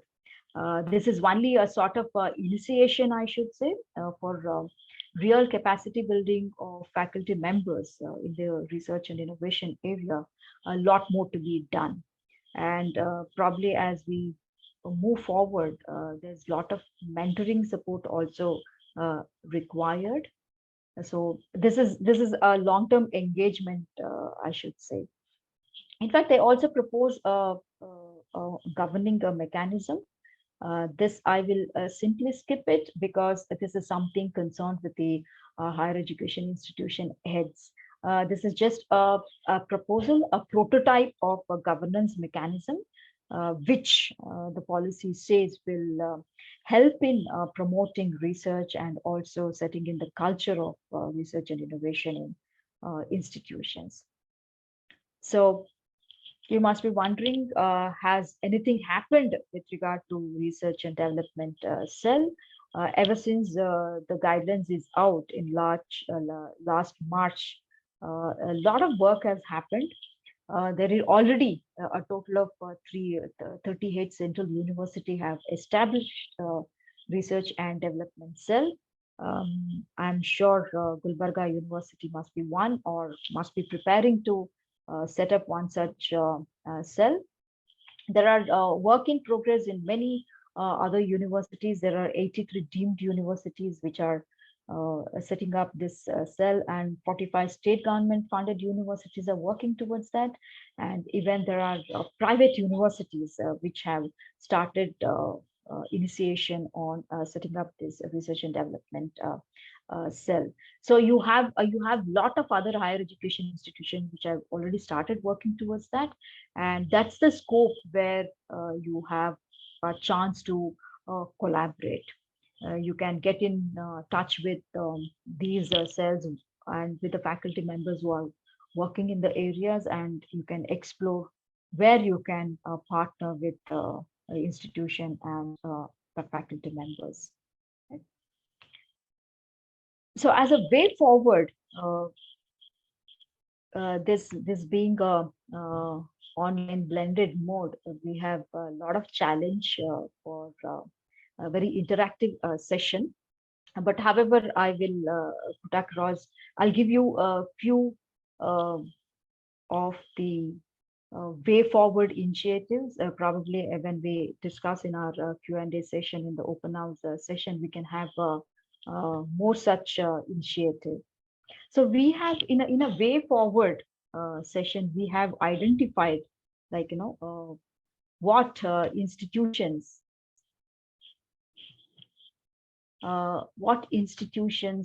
must be providing to faculty, to the institution, to set up the research culture. From the institution point of view, it becomes very critical that we provide infrastructure. Infrastructure is very, very fundamental for streamlining research. So when I talk about infrastructure, we are talking about labs, we are talking about incubation centers and human and knowledge resources. So, and when we talk about incubation centers, largely what I have come across is there are somewhere around 1,500 incubation centers, and they're largely set up in engineering colleges across India. So, as a part of UGC expert group on research and innovation, we in fact recommended setting up social incubation centers, social innovation incubation centers, which is very, very important to address sustainable development challenges. So now the universities which are coming up with research uh, development cells may think of setting up incubation centers which are cut across discipline. It can be multidisciplinary or transdisciplinary incubation centers. No? So providing infrastructure becomes very, very critical. And going forward, the institution must ensure that faculty members are given appropriate capacity building training. So one, it has to facilitate such programs for capacity building periodically. It's not that we do one capacity building program and we are done with that. It has to be a periodical capacity building program with interventions, and we have to provide learning opportunities, self-learning opportunities for faculty members, and sometimes it can be sponsored also. Now we were talking about sabbaticals. Can college provide sabbatical for a faculty member to, take up research or complete PhD, or just to have some exchange program between universities, or it can be within India or it can be overseas. And how do we incentivize faculty members, those who come up with a very good research, or those who spend more time on research and equal amount of not compromising on the teaching front? How do we incentivize those faculty members is another important thing. That's where faculty remain motivated, and it pushes them to take up research alongside their teaching responsibility. And mentoring of faculty is something very important, and especially during their initial stages of research work, whether it is their PhD research work or whether they're working on any research project. Providing a mentorship is very, very important. It gives them confidence and much needed direction and guidance to take up the research and move forward. And another important task that the institutions have to help faculty doing is providing or extending the network, networking with industries, networking with the government and other higher education institution. This should become the initiative at the institution leadership level. And whether the college can start a consortia of researchers or institutions, both for funding and for knowledge sharing.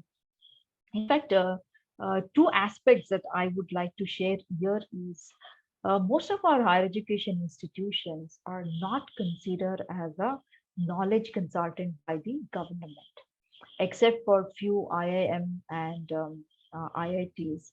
A large number of our higher education institutions, especially the universities and colleges, are never a part of government's knowledge provider.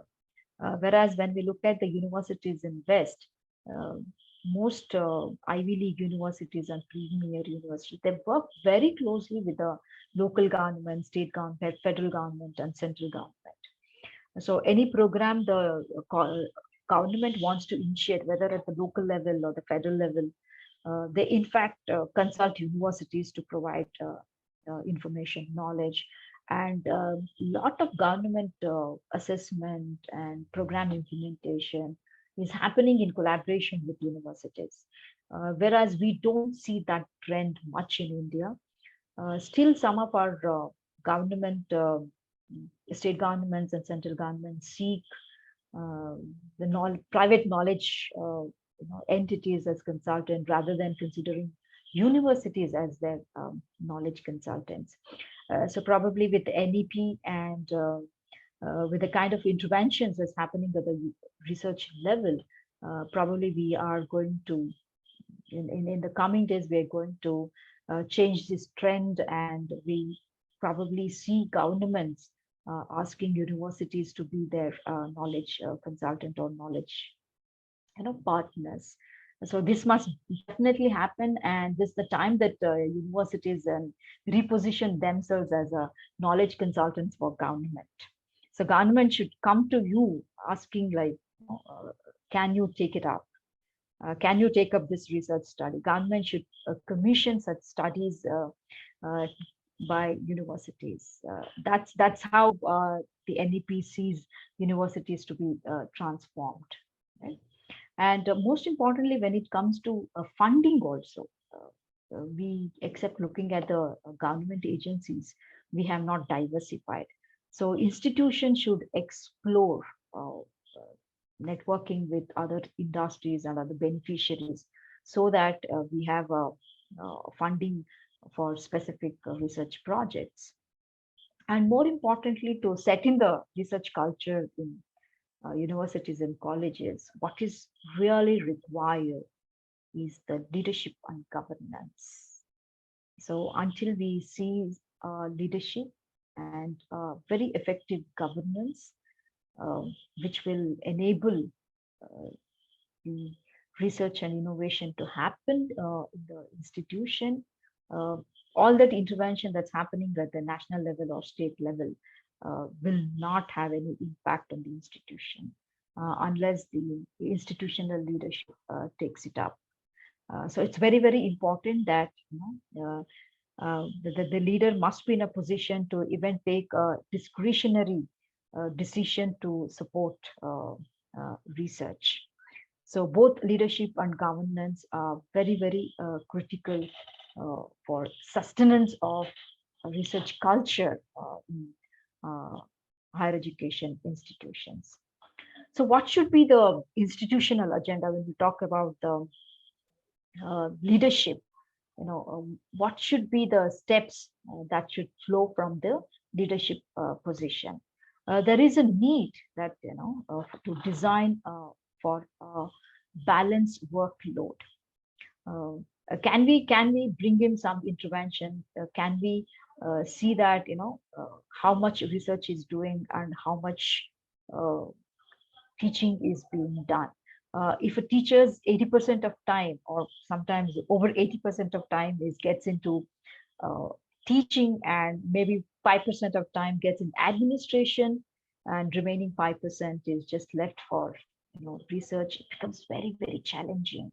So can we bring about some amount of balance, right? And so we need to redesign our workload. We need to relook at our workload from a different perspective, and also make faculty development a strategic priority. There is a definitely requirement for upskilling of a faculty member. So we need to set an agenda and goal, and we need to go accordingly. And there has to be very constructive developmental review and feedback system. This is where not only the head of the institution, as well as the mentor whom we take on board, will provide a very constructive feedback to our faculty member, so that they can sustain the passion for continuing the research. So we need to create a portfolio of initiatives. Now, well, let's not concentrate only on the central or the state research. We can diversify research areas. We can also have a conversation with industry and ask what that industry particularly needs, and whether we can tweak it. That's much needed intervention now. And mentoring of faculty, keep them out of the administrative roles. When we talk about balance the workload, this is where we meant, in fact, this is what the IIMB director in our conference made a point. Don't load our young faculty members with administrative tasks.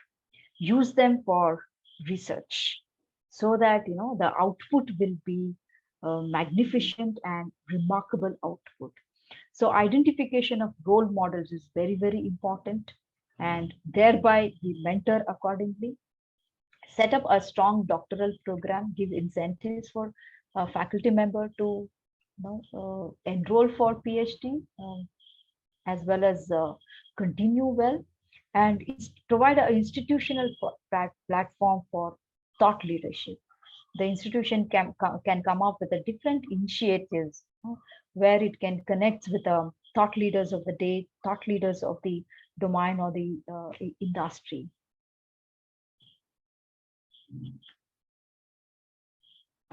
So what should be the faculty role if that's the institution, and institution leader will provide those interventions? And as a faculty, what role should I take it up? One is now NEP talks about introducing research even at the undergraduate level. So first and foremost becomes like, how do I as a faculty bring in the research in undergraduate program? So it starts with the curriculum, changing the curriculum, which will include research component. So can I promote modular courses for students on research and innovation and entrepreneurship? Can it be now with a 4-year undergraduate program, there is some amount of flexibility to introduce new courses. So can we come up with the modular courses? And can we also think of pedagogical changes which will focus on research innovation, more so of experiential learning? And can we have awareness program on startups? As I mentioned, India has been looked upon as a global destination, global hub for startup center, startup innovation. So can our students have some exposure? And if it's possible, can our students intern with a startup company so that they'll have a experiential learning? And encourage in-house research activities, both the faculty members as well as students involved, and collaborate with faculty members within and outside. There's a lot of scope under NEP and under this higher education cluster, wherein faculty members of a college can, work, collaborate with faculty members of other college and universities. So what we need to know is explore this within ourselves. Like now we talk about multidisciplinary education and research. So to have a multidisciplinary education and research, we have to start interacting with ourselves, with different streams within a college, like arts faculty members having a conversation with the science faculty, with having a conversation with the management faculty becomes very important to do away with silos. So there's a lot of scope as a part of it, and we need to explore that. And also reach out to industry, corporate, and civil society organizations, and other higher education institutions, as well as government for funding and research opportunities. And colleges can also think of organizing, and under the lead of the faculty members, organizing research and innovation day, a week, or research and innovation month. The Indian Institute of Management across the country, the premier institutions, in fact, they have a month-long hackathon. So can we come up something like that, ideathon, so that students take part and they have a real experience of how ideation takes place, how ideation can be further taken to the next level. And it's very important that we involve students at every level of research. We often have this assumption that students are not really interested in research, or we should involve students in research to gather information, or do the survey, give away the questionnaire and ask them to collect the data. So please don't limit students' involvement to just collecting the data. We must include them from the conceptual level to the end of the report writing. So they probably bring in the much needed young perspective into the entire research work that we will be undertaking as faculty members. So you can also think of innovative approaches to learning is also a research. We've been talking about now as the NEP talks about multidisciplinary, interdisciplinary, and transdisciplinary education. So we started with the concept, what exactly these approaches to learning means. And can we also come up with a research like, how different pedagogical methods of teaching learning is impacting on students.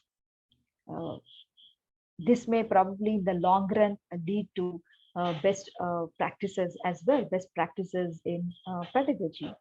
So can teachers, a group of teachers from different domains can come together and start experimenting, which is the best way of teaching a particular concept. That's one example of working on that. So not only that, we faculty members have to see ourselves as a scholars. We are not just teachers teaching a particular subject. We need to see ourselves, perceive ourselves as scholars who are in the forefront of creating knowledge, reinventing knowledge, and helping students, institutions, society, state, and nation to move forward in research. So it is very important not only we reposition higher education institutions, we must also relook at ourselves as scholars. To do this, you have to have a personal aspiration, and accordingly, you need to set in a vision for yourself. So you start with your personal vision and personal aspiration, and you must view yourself as more than a teacher faculty. You must see yourself as a very active research scholar, and we must focus and be focused and have strategic intent. You must have that passion sustained over a period of time. You must have that strong desire to be known as an expert in your field. So you must be recognized for your research work. So that should be your vision, and that should be your driving factor to further your research. So you must start with a vision and have a plan for yourself. Okay, and you, those are research scholars, faculty members who are register for PhD, you will have a plan, and some of your plan will be dictated by your submission dates, your guide, your college, and those who have already completed.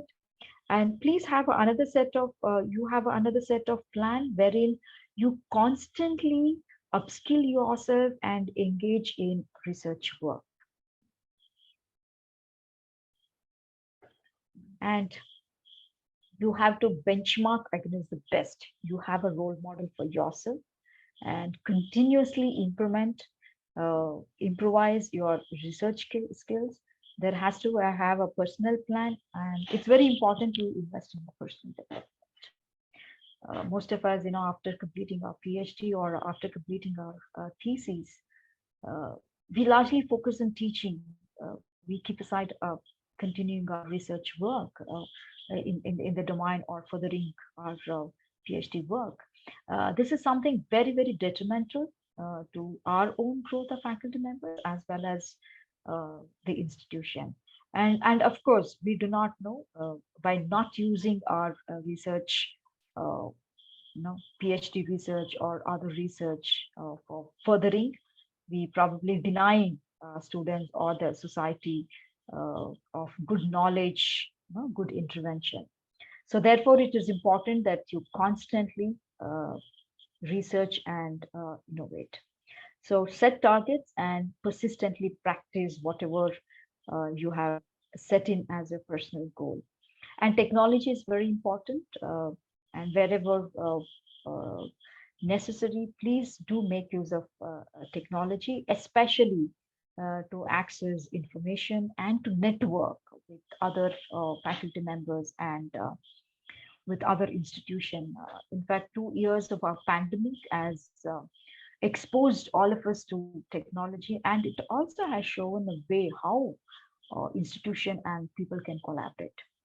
So we already have a model of collaboration, and in fact, a lot of institutions across the globe, and including faculty members, have started collaborating on specific research. We only need to expand this and find suitable faculty members and institution to further our research program. And of course, I don't have to talk about how do we manage our time, and how do we align teaching, research, and writing work. And you will be the best judge of your time and how you need to proceed. And there are a lot of myths associated with research and innovation. One thing, like, research and innovation can happen only in science and technology discipline, and not much in social science and humanities. This is the greatest myth that we have been living with, and that's also maybe the reason why a large amount of funding is directed to science and technology. When we look at the current societal challenges, we need to integrate non-STEAM subject as well under our research and innovation umbrella. And the another myth that we have is big funding is possible. Big funding is prerequisite, and it's required for research and innovation. In fact, there are many research projects which can be taken up without much funding, or without funding, I should say. If you have any in-house research work where you can involve your students and surveying around surveying of industries or corporate setup, or if it is in a Kalyan Karnataka region, surveying of agriculture and agriculture practice, or institutions, by your students, and documenting them does not really require funding. At least students will have an exposure to how a research can be taken up, right? And we should also come out of this understanding that research is a faculty work and students cannot be a part of it. No, certainly, take help of student, and as you teach, probably you can also, as you teach your discipline, you can teach them the research skills as well. And another myth that we live with is research and innovation is for products, often occurring in industry and corporates, and not for service. This is also a greatest myth. Now, the research and innovation must happen in the education field, and there is a lot of innovation must happen in terms of pedagogical intervention. So these are some of the myths that live, and I'm sure you may have many more such myths associated with the research and innovation. So with this, I complete my slides, but let's open for some question and answers. I would like to hear from you what has been your personal challenges, and how we can help further your research as well as your institution research. Before we getting into the Q&A, I would like to give some information to all the participants. One is, if you have any questions now, or you would like to say anything, please put in the chat box or Q&A box, so that the coordinator who is handling the session will pose that question to the madam. Please mention your name, that will be better. Madam will definitely interact with all of you for next couple of minutes. Number two, this particular FDP Every day there will be sessions. Tomorrow, day of tomorrow, there are even very interesting topics are there. Good speakers are going to interact with you. So every day it is 2 sessions will happen, one and a half hour each, almost from 3 to 5:30. Yeah, it is very important because some of these key ideas which are very much relevant and important for institutions, and you all to take it forward, implement at the institution level. So more of a strategic and what is that way forward kind of sessions will be there. So next 2 days also there are very interesting topics and very what is that eminent resource persons are going to engage sessions. And the 4th and 5th day, very critical because that is happening physically at the Kalaburagi University campus. Their intensive workshop is going to happen. So that is your pedagogy, assessment, all such things will be completely deliberated or discussed one day, 4th day, and 5th day it's completely an outcome-based education. So an intensive kind of a workshop will happen. So last day it is more of a seminar and discussions. So that is what the entire plan for from today to Saturday. Attending all the sessions is very important, critical for certification. CMDR comes under the Ministry of Education through ICSSR, Government of India, and Gulbarga University is a state university. CES has built its credibility on all this faculty development and education in NEP area. To give the certificates, it is important to attend all the sessions and even online and physically at the campus. So I request all the participants to please attend and also actively participate. You are allowed to ask questions, everything. So best make use of this particular opportunity. That's my request to all the participants. Because out of 120 plus, we have restricted the number of seats and you have been selected for this particular FDP, which is very authentic and approved FDP. So with that, I request all of you, if you have any questions, please put it on the chat box, or you can raise the hand also, so that Dharani will enable you to ask the question directly to the madam. So over to all the participants for Q&A session. Dr. Viresh sir has asked for RDC guidelines. Sir, session admele, I will share the presentation as well as the guidelines.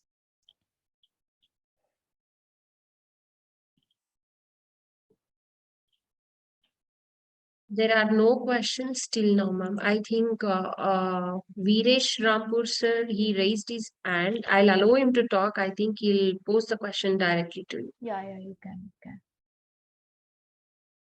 Viresh sir, you can talk to ma'am now. Yeah. Good evening, madam. Namaste, heli sir. Namaste, madam. Madam ನಾನು UGC website ಗೆ visit ಮಾಡಿದೆ, RDC guidelines ತಗೊಳ್ಳೋಣ ಅಂತ. Open ಆಗ್ತಾ ಇಲ್ಲ madam ಅದು. ಹೌದಾ sir? Sir ನಮ್ಮ ಹತ್ರ ಇದೆ, ಗೈಡ್ಲೈನ್ ಇದೆ ನಮ್ಮ ಹತ್ರ.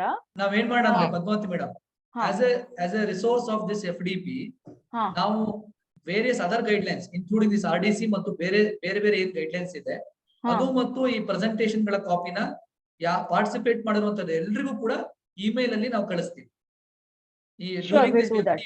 You will share with all of you. ಆಮೇಲೆ ಕ್ವಶನ್ಸ್ ಅನ್ನ ಬೈಲಿಂಗ್ವಲ್ ಅಥವಾ ನೀವು ಕನ್ನಡ ಇಂಗ್ಲಿಷ್ ಎರಡೂ ಲ್ಯಾಂಗ್ವೇಜ್ ಅಲ್ಲಿ ಕೇಳಬಹುದು. ಸೊ ಇಂಟರಾಕ್ಷನ್ ಸಾರಿ, ಆಕ್ಚುಲಿ ನಾನು ಬೈಲಿಂಗ್ವಲ್ ನಲ್ಲಿ ಸೆಷನ್ ಮಾಡೋಣ ಅನ್ಕೊಂಡಿದ್ದೆ, ಅದು somehow it slipped from my mind. That is okay. But interaction can happen in either English or Kannada. Sir, ಏನಂದ್ರೆ ನೀವು ಈ UGC ಇಂದ ಮತ್ತೆ ಬೇರೆ ರೆಗ್ಯುಲೇಟರಿ ಇಂದ ಏನೇನ್ ಗೈಡ್ ಲೈನ್ ಬರ್ತಾ ಇದೆ ಅಲ್ಲ ಸರ್ NEP ಇಂಪ್ಲಿಮೆಂಟೇಷನ್ಗೆ, ಅದು ಎಲ್ಲಾ ಫ್ಯಾಕಲ್ಟಿ ಮೆಂಬರ್ಸ್ಗೂ ತುಂಬಾ ಮುಖ್ಯ ಆಗುತ್ತೆ. ಯಾಕಂದ್ರೆ ಅದು ಫ್ಯಾಕಲ್ಟಿನ ಸೆಂಟ್ರಿಕ್ ಆಗಿ ಇಟ್ಕೊಂಡು ಸಾಕಷ್ಟು ರೆಕಮೆಂಡೇಶನ್ಸ್ ನ ಮಾಡಿದ್ದಾರೆ, ಹೇಗ್ ಮಾಡ್ಬೇಕು ಅಂತ ಆಕ್ಷನ್ ಪ್ಲಾನ್ ಕೊಟ್ಟಿದ್ದಾರೆ ಅಂತಂದು.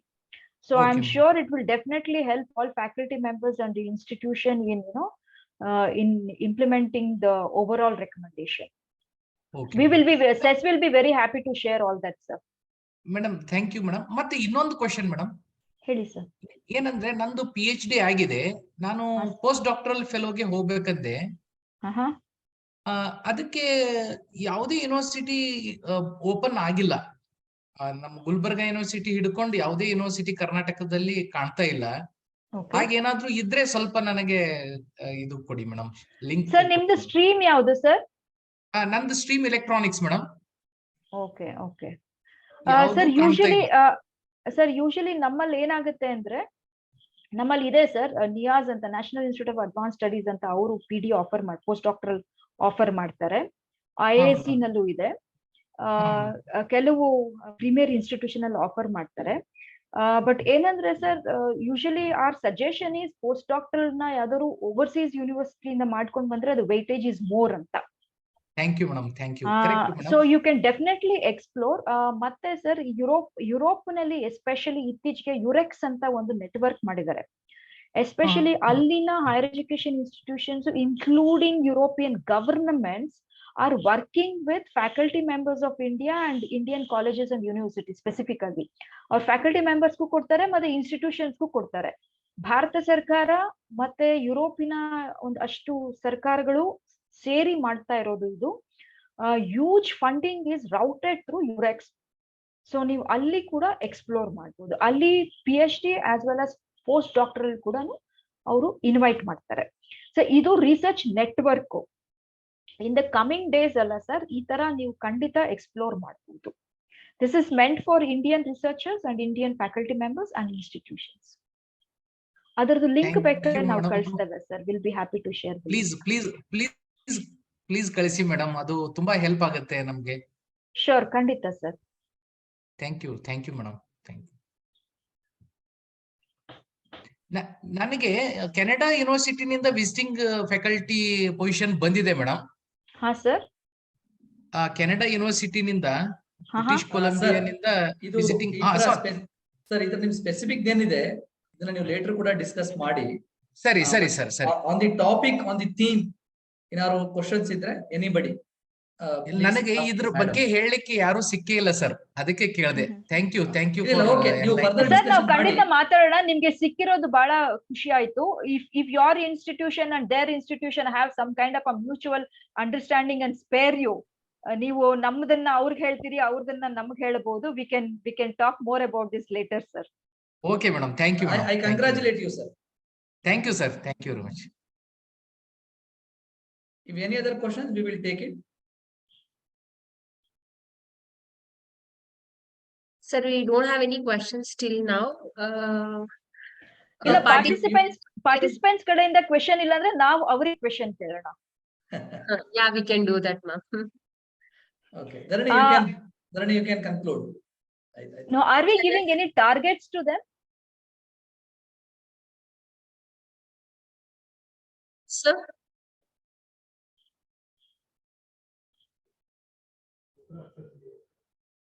Ma'am, I think as a part of the session, we can give some tasks to them, but how do we track it? It depends.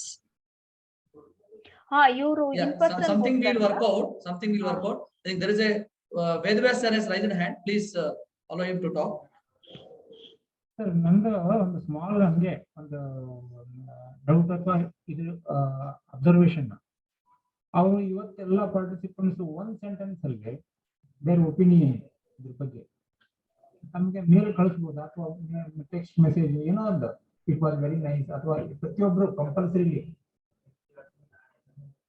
ಇಲ್ಲ ನಾವು ಫೀಡ್ಬ್ಯಾಕ್ ಮಾಡ್ತೀವಿ ಸರ್. Feedback formal feedback about every session ತಗೊಳ್ತೀವಿ. That is there. Yes. From the participants who have attended, now we will take it. Yes. Yeah. Dharani, I think we can conclude. Shall we conclude, sir? Ma'am, Yes. do you want to give them any task for the day? No, we will have an internal. ಇಲ್ಲ ನಾವು later. ಸ್ವಲ್ಪ discuss ಮಾಡಿ we will come back. We'll do that. We'll come back. Sure. Thank you so much, ma'am, for the very insightful session about research and innovation in higher educational institutions. So, what are the initiatives that's taken up by the government or UGC, and how to go forward? How the institutions can take initiatives to develop research development cells, and also the way forward for institutions, and what are the responsibilities of the institutions and of the faculties. It was an elaborative session with lot of insights and a lot of knowledge to gain for the participants who attended today. I just want to conclude the session for today, and we all will catch up for tomorrow's sessions by 3 o'clock.